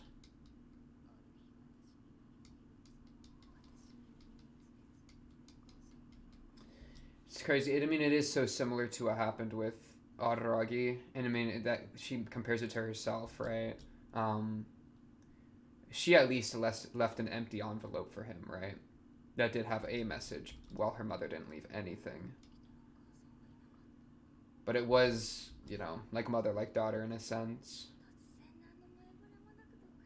Which, man, and when you can hear her voice actress, bro, is nuts. You can hear how like she finds this a little funny, you know. It's like it is just like me, you know. And that's the self-hatred. And then it goes like it's that little moment of like, huh, like that's funny, but it's not actually like she's not laughing, you know. It's just that little moment of levity, how like horrible it is, you know. And then it tanks again because she applies it onto herself, you know.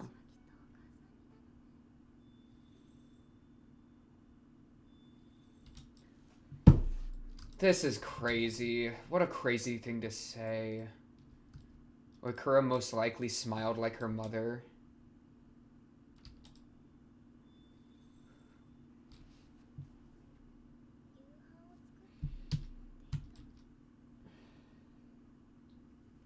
That's just so sad. That is just so sad. I just need to see it again. Run it back. This poor girl, bro. Her voice, it's just so soft. And just so sad. It's crazy. It's like she parallels like tender with rage so well. Where like she's so loud and like ferocious for so long, and it's just like the OP, you know, where that like soft smile she gives when she merges. It's like this. It reminds me of this again.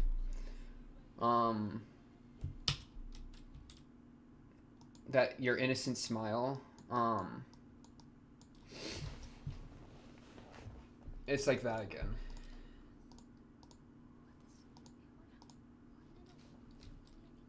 And so I don't know. It's just there's something about like how that feels so like extraordinarily tender to me. Yeah, like that, and how her mouth's just a little agape.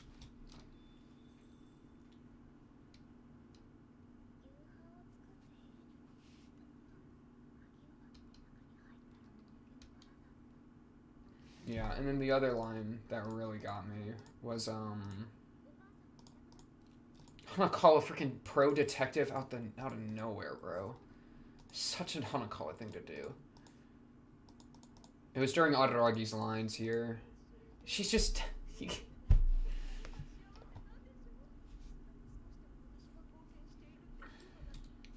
like she's miserable and she has all that self-hatred. And I mean, what a parallel to bring against Adaragi.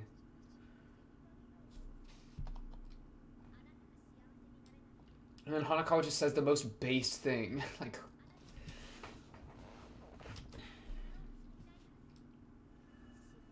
nobody can make you someone happy. And that's kind of what I was saying earlier, where it's like, Adaragi is trying and she is just saying, no, no, get out of my house. I don't want your help. I don't want your help. And it's the right thing. And you can't just take that immediately. You know, you can't, if you're Adaragi, you don't just leave as soon as she says leave, right? Like you can let somebody burn out their rage and then cut to the deeper layers. Like this was a good tech to stay around like this.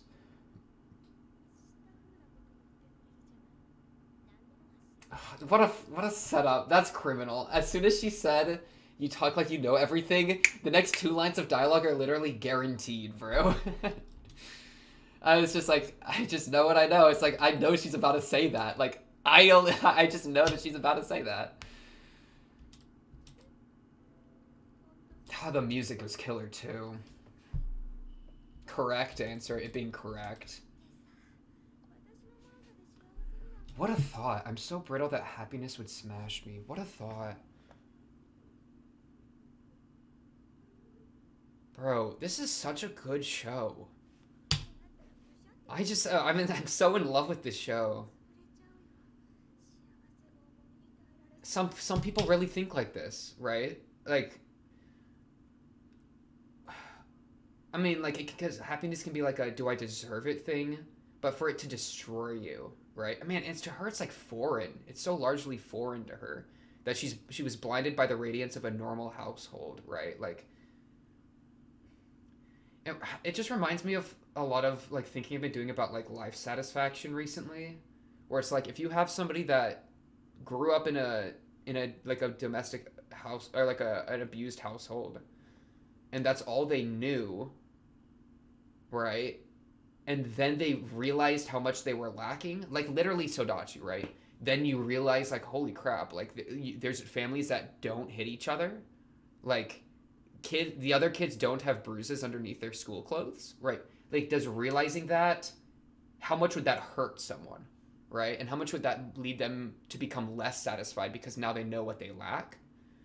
And in that case, like, is there a world where it's better to not know at all that there's a better life?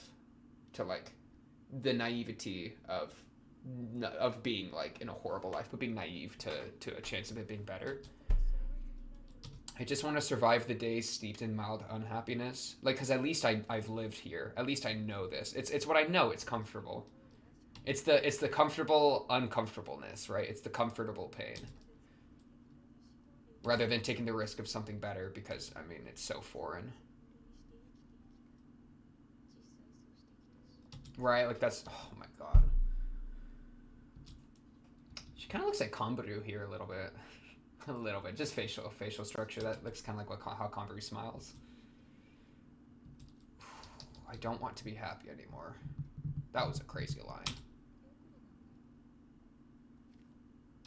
Oh, and then this part where it's Araragi's thoughts, and they just keep going. I mean, what are they all? Too late. So he's hovering on the word of her saying it's too late for me to pursue happiness. Then when wouldn't it have been too late? Was it already too late long before then? For my childhood friend. Is everything too late in the past? Unable to be undone, changed, or remedied? No, it isn't. We can do it. It's not too late. He doesn't give up on her, bro.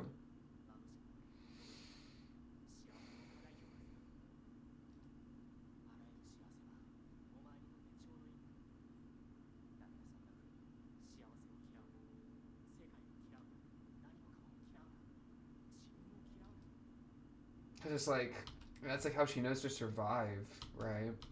And that's like what the externalization is for her, right? The second Sodachi is that like, it almost like I feel like symbolizes the vessel of her hate, you know, which I mean to her it's with Araragi, but like to take, I don't know, to like take that within yourself as opposed to just hate, you know, hate the world. I'll gladly take, what was that? I'll gladly take all the hate you have in you. I can be the only one you hate. Love yourself. And then right here, this killed me. You can hate me as much as you like. Love yourself at least as much as I used to love you.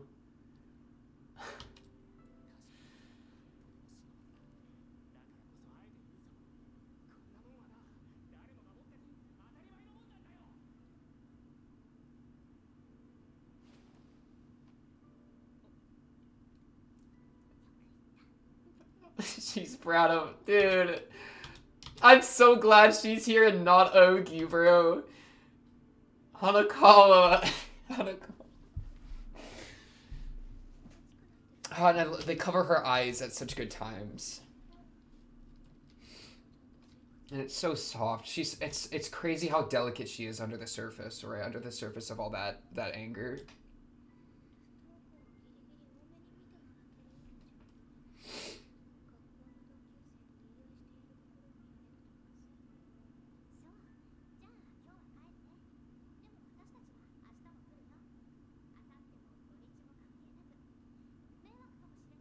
But pestering the people we like is what we do. Wow, and that's like the back in like episode 1 or 2 or wherever, where it was like we need to uncover the formula of why Araragi, like why Sodachi can hate us, but why Sodachi hates Araragi, but why Araragi cannot hate Sodachi. It's, I mean, pestering the people we like is what we do. Like we like you, Sodachi. Like, we want you to be happy. We, like, love yourself as much as we love you, you know?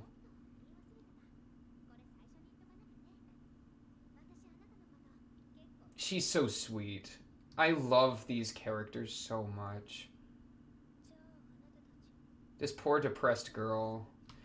And it takes all that for her to go out and like, be like, I want your help again, right? Because, like, earlier, part of the rage was so much, like, her, I think, like, her ego and, like, her pride, where it's like she feels like she lowered herself in asking for Araragi's help.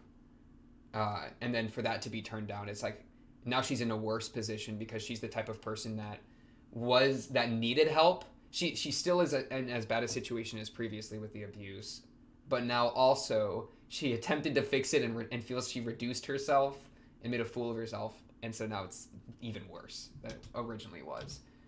But, like, despite the fear of something like that happening again, because of freaking Araragi and Hanakawa clutching it out of just beyond compare, right?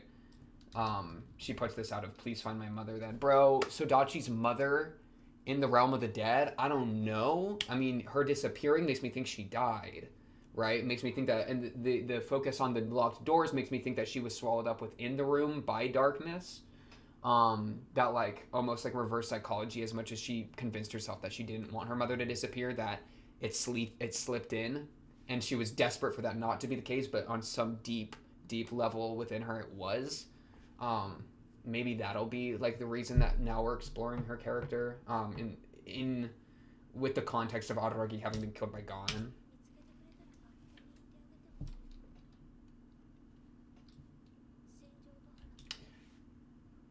I just now realized that, like, this, the one strap down thing, that's how Sengoku in her pajamas was. Right, I feel like she had one strap down. I remember that.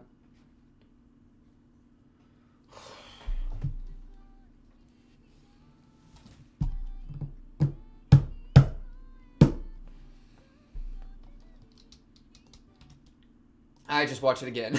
I just watched it again. Wow. Oh yeah. Okay. So let's jump to some of the beginning.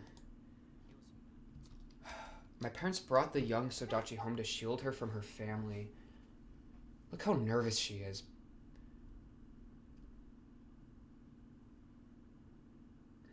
Like, she's viscerally uncomfortable with what is perceived as a normal family, and then she runs to her old family, and then desperately puts out these little attempts to escape, right, to fix the place. She even says, like, I tried odd things, but then that just led to more beatings.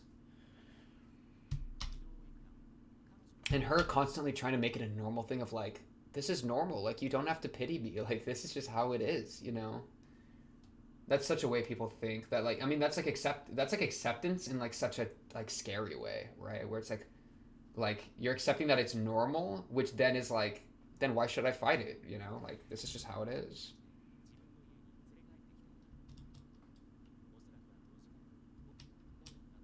And her saying, like, I know I have psychological issues. Oh, this poor girl.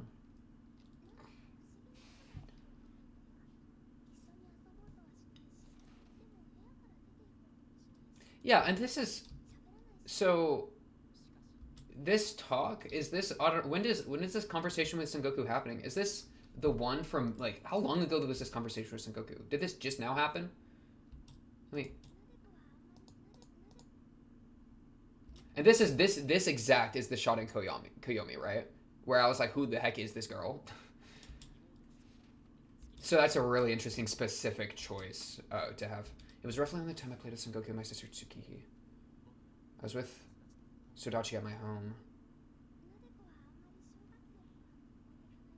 When is Sengoku being questioned here?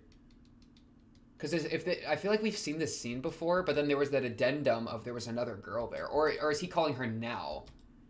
Because if he's calling her now, then that makes sense, right? But if this conversation in its entirety occurred earlier, and then Araragi just blocked out the second half, then that would be notable. But I'm not sure exactly when this is happening. Look how many locks she got on her door. She really said, I don't want nobody coming in. I feel like we saw that. We've seen that. I feel like I remember that. So she said, one day.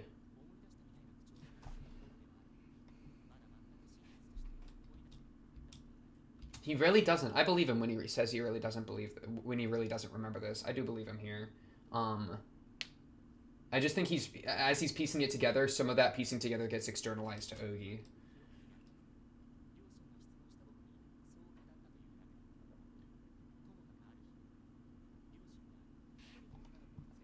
How did they find her? Was she just wandering around? Araragi's parents, you kind of threw the match. Like, Araragi's parents, like, what, you're just gonna let her go back to her abusive family? Like, call CPS. I don't know if the equivalent in Japan's, like, if there is an equivalent or how good the equivalent is, because, you know, you could have a big conversation about that, but, like, you know, I kind of wish we could have done more. But also, you can't, you know, how much can you help someone that doesn't want to be helped? I merely asked me and my sisters to get along with her since she would be staying with us for a little while. Araragi really got his thumbs in his pockets. He really wearing cargo shorts that high-waisted? Alright, baby Ragi. The static? Ooh.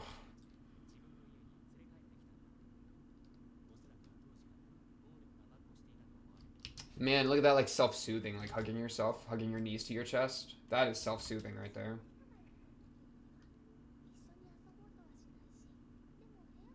But she didn't leave the room either.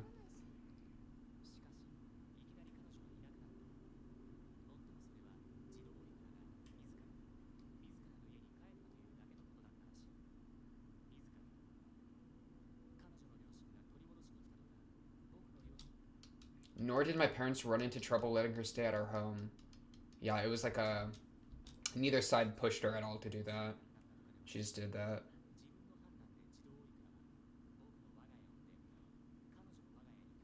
Man, that is so sad. Going back to your abuser. That is so sad.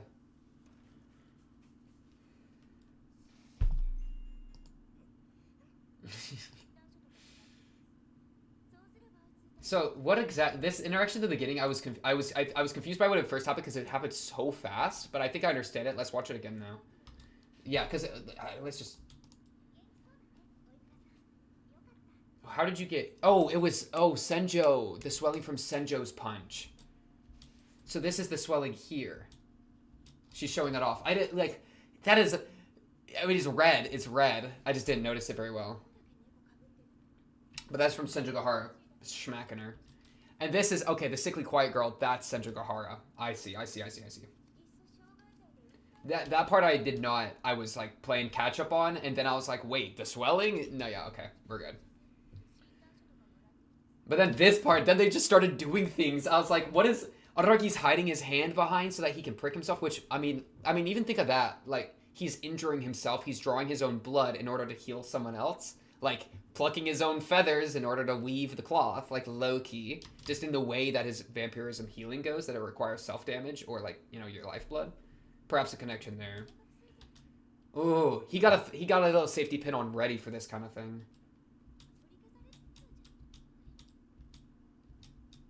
Is Hanakawa aware of this and she's adding in movement to cover for Araragi to try to, you know, like to distract a little bit, like. Yeah, I think Hanakawa is aware of what's going on. They're on the same wavelength, and so she grabs the tea to distract Sodachi so that Araragi gets close enough to wipe the blood to reduce the swelling. I want to say that Hanakawa was on the same page. I feel like she's smart enough, and she has experience with the blood healing, you know? Shout out Kizu.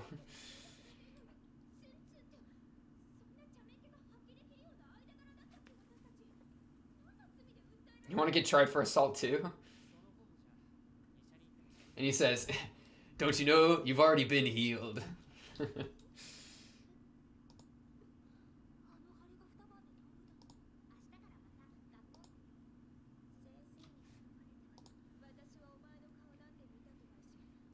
Man, and like for like a character that was like domestically abused, like the response to confrontation to be like aggressive and to be like fight, you know? That fits really well in a very sad way. But then if you can just crack through, you know, there's a young a young woman that is very sad and very damaged under the surface, you know?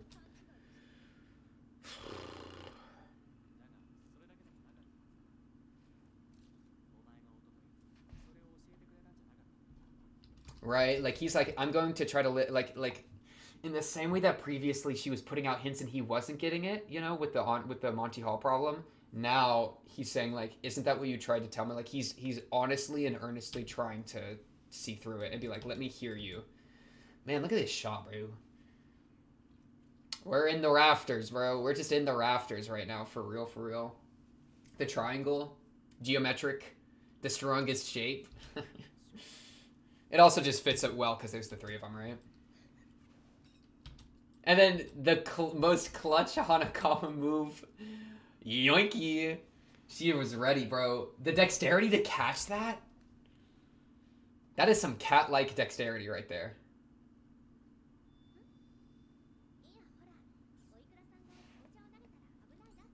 Hey, it would be pretty dangerous.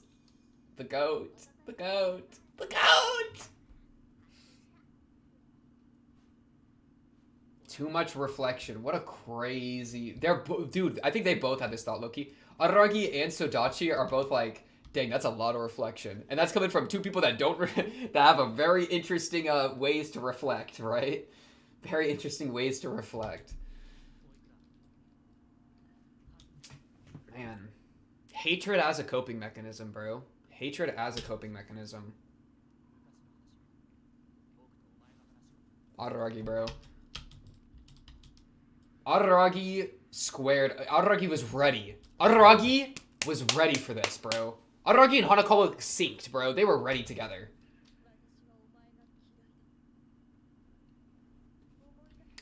Hatred as a coping mechanism. Man. You must be here to make fun of me. I promise we're not. I promise we're not, Sodachi. I promise. Seduce is interesting that it was like...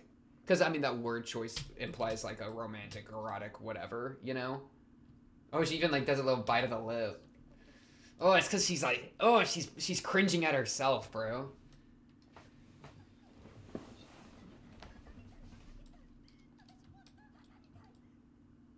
Ashamed that I had to seduce someone like you into helping me. She was so ashamed to ask for help. Especially in that kind of way. Oh, this poor girl.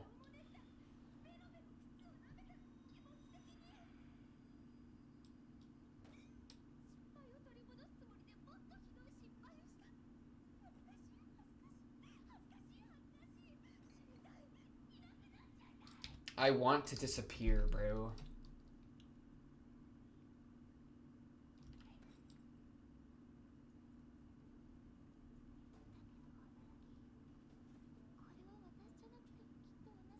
She's losing it.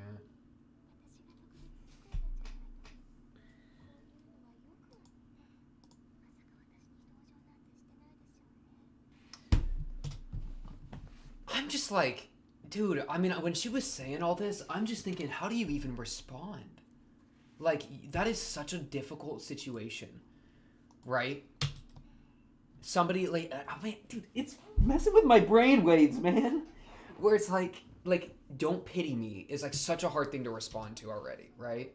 Especially, but the way she says it, where it's like slightly playful, and it's so soft. You're not pitying me, are you? And it's so soft and, like, delicate, but it's somehow so sharp, you know? Dude, the voice actress for Sodachi is literally nuts. Okay, what the hell does this word mean? Where's my phone? I think I have it plugged in. I gotta... One second. It's across the room, bro. Okay. Okay. Commiserate. Does that mean, like, just kind of talk together or somehow interact with what? Commiserate. They used it, like, 5 times. Express or feel sympathy or pity, sympathize. Okay, bet. Pity, basically. Don't try to sympathize with me. Because then it's like, I mean, her shame would go up even more, right? I might want to die for real. I mean, dang, you can't just say I want to die and scream that out like that and for it to not be partially real. Like, you know, that's how it starts, but you know. Ugh. Did I talk about thinking about suicide with this character earlier? Now she's saying it so explicitly, you know. I feel like I thought I talked about that earlier, but it's been a while, so I don't remember if I said that.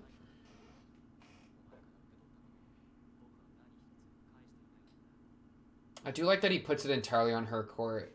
I do like that he would. I think I like that. I like that. That was a good move. I think it's a dangerous move because then she can just say like, "Oh, moral high ground," which is what she does, right? I mean, well, but she'll say that to anything you try to do. That's why it's so tough. It's such a hard thing to crack, which is why Hanakawa was so smart, where Araragi kind of plays with it for a minute. Friend Hanakawa grabs all the dishes, get freaking countered, pre-initiative, huge.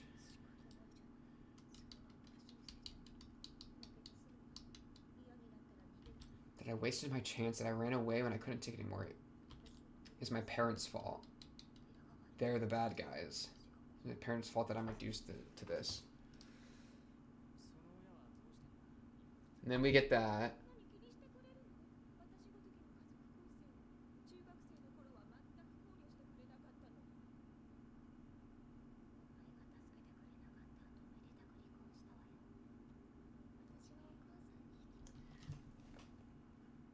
Dude, is this what the two Sodachis is? She, like, it's almost like she's switching between two forms. I mean, that was such a clear cut of it. Like, listen to this. 9:35. Araragi throws out the question. Oh, no, before that. 9:20. Wait, no. Am I just stupid? Right here. What are your parents doing now? She's like, oh, well, time to be acidic, right? Like, time to jab at him and, like, let out some of my anger. Right? Like this is Sodachi A. Oh, you care about me. You care about my crumbling ruin of my family. You didn't care then, you know, so she's being all spiteful. And then, without missing a beat, Araragi doesn't even say anything. She flips into this other one. So it's like, I think those are maybe the two Sodachis in the OP. Like, this is the yellow dress one in the OP. The one that walks forward, this is hate. This is the one that's being spiteful and mean.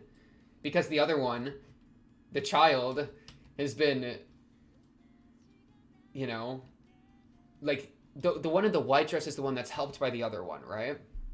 So I think the one in the yellow dress is the one that hates everyone else as a coping mechanism, right? Because without that escape, without making someone into the villain, which first was the parents and then Araragi, like, you just couldn't go on. So that was the person carrying the lantern, right? And then, so if we can properly merge these, instead of just flipping between the two and just losing our mind, if we can properly, like, deal with these emotions, then that would be best, right? Which is what this is. And then kind of, I mean, way back to, like, Senjugahara, you know, like, breaking through that and then, like the emotion, the dam of the emotions that then is broken, and then, like, now you can actually cry. I mean, that reminds me of Senjugahara, right? Like, this right here. But she banishes the thought, you know, and instead binds herself to it and swaps between these two, like, approaches, you know? This, like, softer, quiet, like, abused self, and then the louder, like, protective, spiteful self, you know? No matter how many mistakes we make. Oof.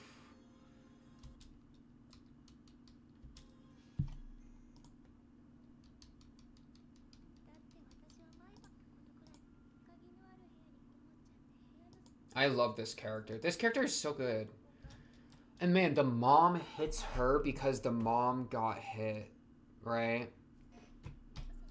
Hurt people, hurt people. Whenever she was tired of taking hits from my father. That's just so horrible.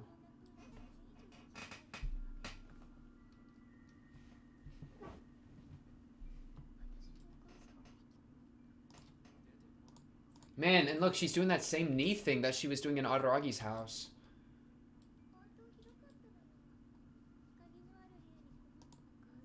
Yeah, I feel like you can hear in her voice whenever she's jumping between those two forms. Man, is there even an oddity here? There's not really an oddity for her, huh? That's kind of crazy. I feel like usually there's an oddity attached. I mean, Ogi's an oddity, but like, that's for Araragi.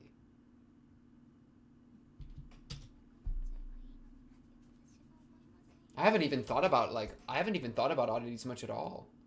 Right? Like, you could take oddities pretty much like out of the equation, this arc would still stand really strongly on its own. I mean, I guess the mother disappearing is an oddity. We can incorporate it there. It could be. I mean, that's kind of the idea that I think Hanakawa was pointing to.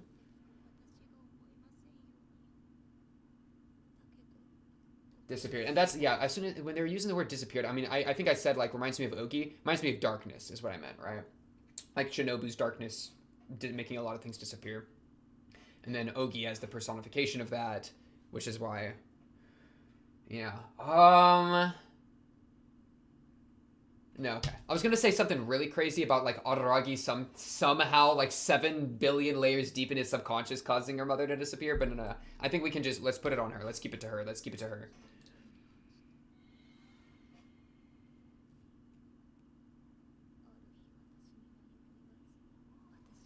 Or she just could have left and locked the door behind her, right? Like, who knows? What a shot. This arcing shot was really crazy. Like migrating birds. Dude, this voice actress is nuts.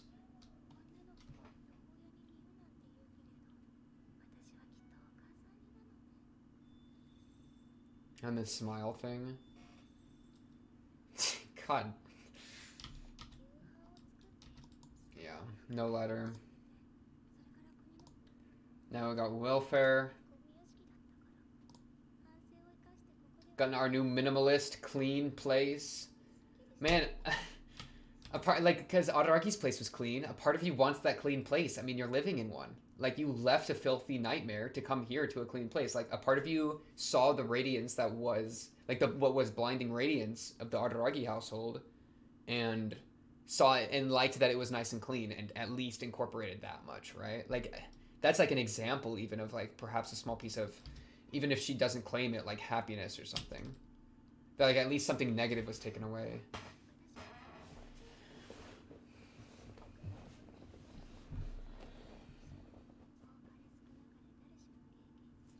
This show is so peak. This show is so peak. This show is peak. It's not a tearjerker. You're lying. You're lying. You're definitely lying to me. Man, but if it ain't like that sometimes, we're like, I used to say this kind of stuff to myself, bro. Guess it was just a little harder than the average life, but that's just looking for excuses. We're just like, bruh, people have it so much worse than me. I have no right to complain, right? Like that, man, that is such a mentality that I've had before, that I'm sure a lot of people have had before. And that is the crazy thing. Like, comparison is a great way to drive yourself insane, right? For sure. Ooh, and then the cut to Hanakawa. Oh, dude, the cut to Hanakawa there is nuts. That's crazy. Oh my. It's just a little harder than the average life. And we cut to Hanakawa, who's been there, done that, bro. Domestic abuse. For her, it was more neglect. I mean, but there is so much overlap. So for Hanakawa to be here is so clutch. Because Hanakawa just had to ask for it, had to ask for a room, and then she got it, right? Like, that was kind of part of it. Which makes her advice that she gives to Sodachi, like, hit.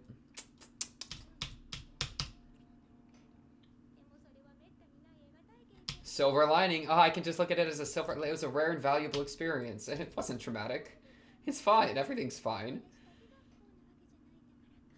Oh, she literally says it here. I have to accept my experiences just because many others have it just as hard or harder, bro. Relatively lucky. That's such a way to drive yourself crazy.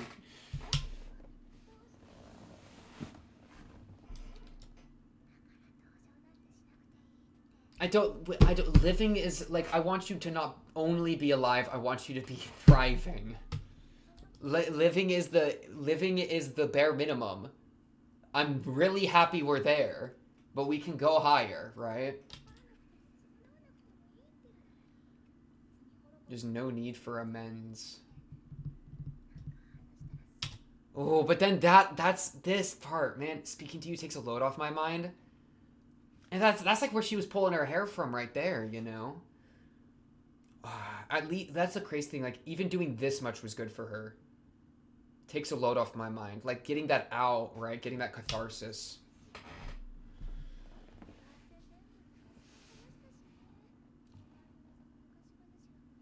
Ooh, and then we get the camera shutter, like, eyeball effect when we bring in the past, right? Something time-based. Camera shutter, capturing a moment in time. Already the end of the story, of that story. Owari end.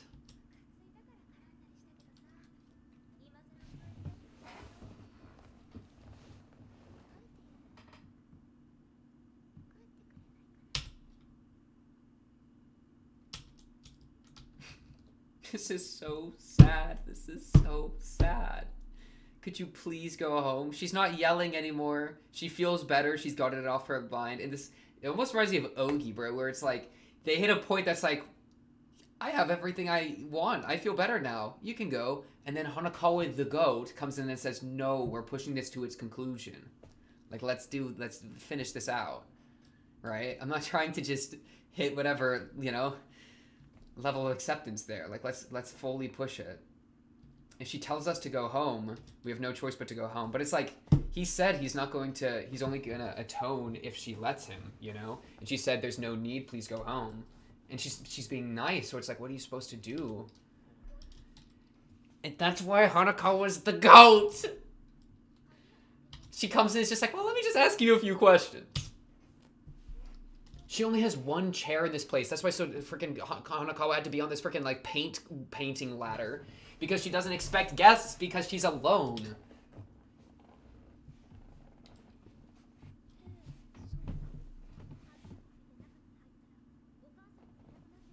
And the windows were boarded up, yeah. Detective Hanakawa. At it again.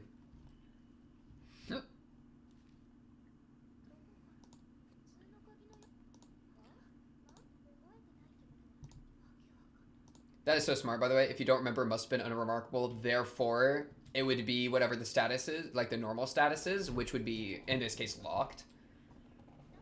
So we should assume it was locked. That's freaking genius, by the way.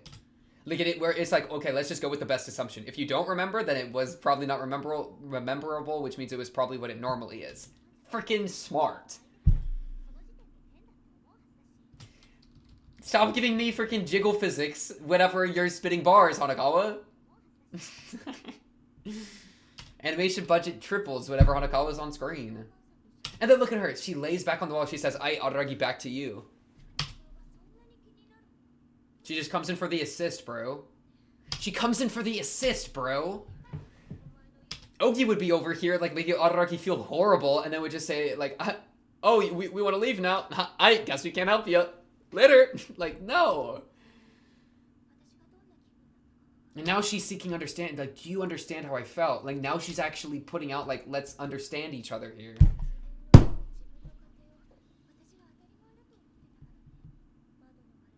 No broken windows, no cracks in the wall, no chips in the floor. And your current place is clean, tidy, and peaceful, bro. This poor abused girl. Look at that shot. Look at that Koyomi shot. Where I was like, who is this girl? Little did I know, man. Freaking crazy, insanely good character just drops in out of nowhere. I want to give you like a cake and ice cream and warmth and love. But not ripping your body apart. I just want you to be happy.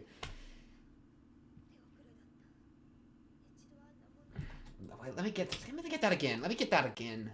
A lie. I have no memory of that time. Oh, dude! Her voice actress. The way she says it, it's so longing. It was so radiant. Like the way it hovers. And it's sighing. She's sighing it out. She's not saying it, she's sighing it.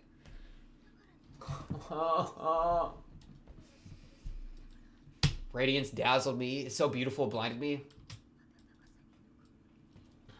I wish I'd never known. It would have been better to not know how much better it could be. That thing I was saying earlier about satisfaction. I wish I'd never met you. It would have been better. The attempts from Araragi's parents to help her made her like she wished it. She didn't like it at the end. At this moment, she didn't like it because she realized how bad her situation was.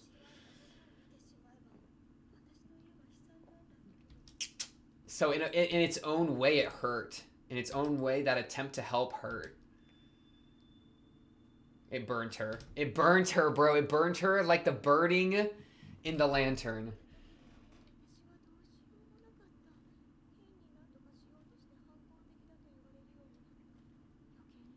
That slamming sound effect, I mean, that almost sounds like beating, right? But only where my clothes would hide it.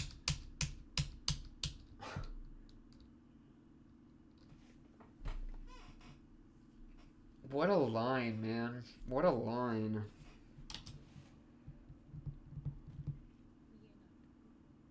Yeah, and that just concussive.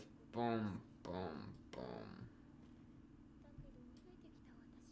But having run back to them, I couldn't run away. Yeah, made your bed, gotta live in it. Gotta sleep in it. Major choice.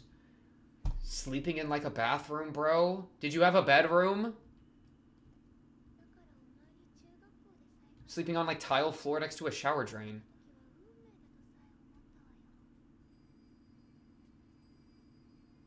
But yeah. I'm just, yeah, what an incredible episode. What an incredible episode. Oh, dude, look at the way she smiles when she says that. It's just like what Araragi... Dude, it's just like Araragi from, what, episode 4? Frick, where is it? Oh my goodness, where is it? Where he smiles. He has that little look. He has that little smile that I kept talking about. Where I was like... He was like, maybe I didn't deserve happiness or whatever he said. Frick, what did you say? It's just like that, man. I swear I was in this episode. I've started hating myself a little for my happiness. That small smile. Everything I talked about there. Same thing. Same thing here. Where she's smiling for this. She's smiling. Like, it's that soft smile. It's like that acceptance. It's that very soft acceptance. I'm honestly sorry, but you have to be my villain.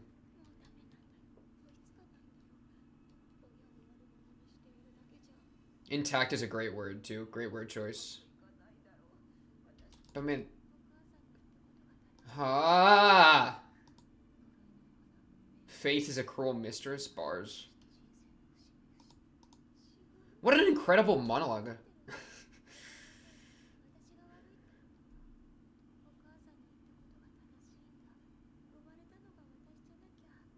Horrible thing to say to your child.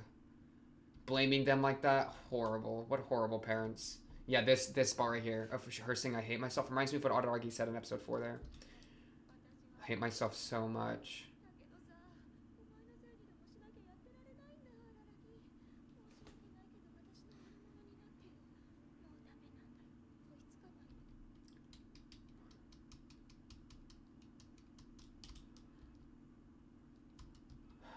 She's like, man, I just can't. I just can't.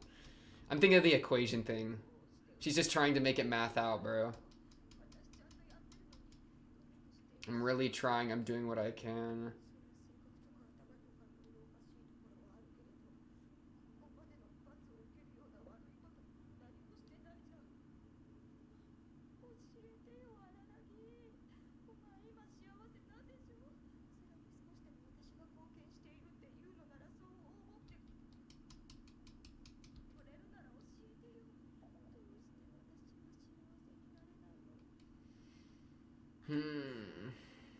And Honoka is just based. Yeah, okay. We've looped. We've looped to where I started. This was just such a good episode. This was such a good episode. The like spectrum, beautiful, like, and a beautiful monologue from her character, right? And like the spectrum of emotions from like so like mean to and like spiteful to so like soft and like vulnerable, and like how it oscillates back and forth. and as she like wears herself down and wears herself out, and then like how she truly feels, you know, like really like her truest kind of like self there kind of comes out at the end, and it just becomes that same thing that like she hated herself for at the beginning, and that she was so ashamed of like, what do I do? Like I don't know what to do, you know, like just like help me, you know, which is what she hated herself for doing earlier. But that's where she is back again. And Hanakawa and Araragi, literally the goats, plural. Freaking ace it, bro. And then this part, well said. That made my heart swell so large. That's like, I'm so proud of you, Araragi. I am so proud of you, Araragi. And Hanakawa's proud of you too. And that is just so perfect. That is so perfect. Yeah, so yeah. Ogi, never speak to me again. Stay away from Sodachi, Ogi. I need Sodachi to be happy. And this is a beautiful first few steps for that. Oh no, there's a lot more of Owari left. Uh-oh, this is only episode 6 out of 13. We're not even halfway. Okay. But yeah, I think that's probably where I'm going to leave it for this one. On to the next. Should be very, very exciting. Or very, very sad again. I think this episode and Tsubasa Tiger are two of the best episodes. Or the end of Tsubasa Tiger are two of like the best episodes. Or at least the episodes have been the most emotional for me. Yeah, I feel like it hit that same level again, which was really great. So, yeah, that's all I got for this one. Episode 6 of Owarimonogatari. On to the next episode 7. Of course. If you like the video, it really does help me out. Comment down below if you have anything to say, or join the Discord and talk to me or other Monogatari fans there. Check the about area as well. Got all my linkies there if you're trying to, you know, get freaky with it or anything. Let me know. But yeah, until the next episode, episode 7, I'll be looking forward to it. Hope you are too. I'll be seeing you then. Peace.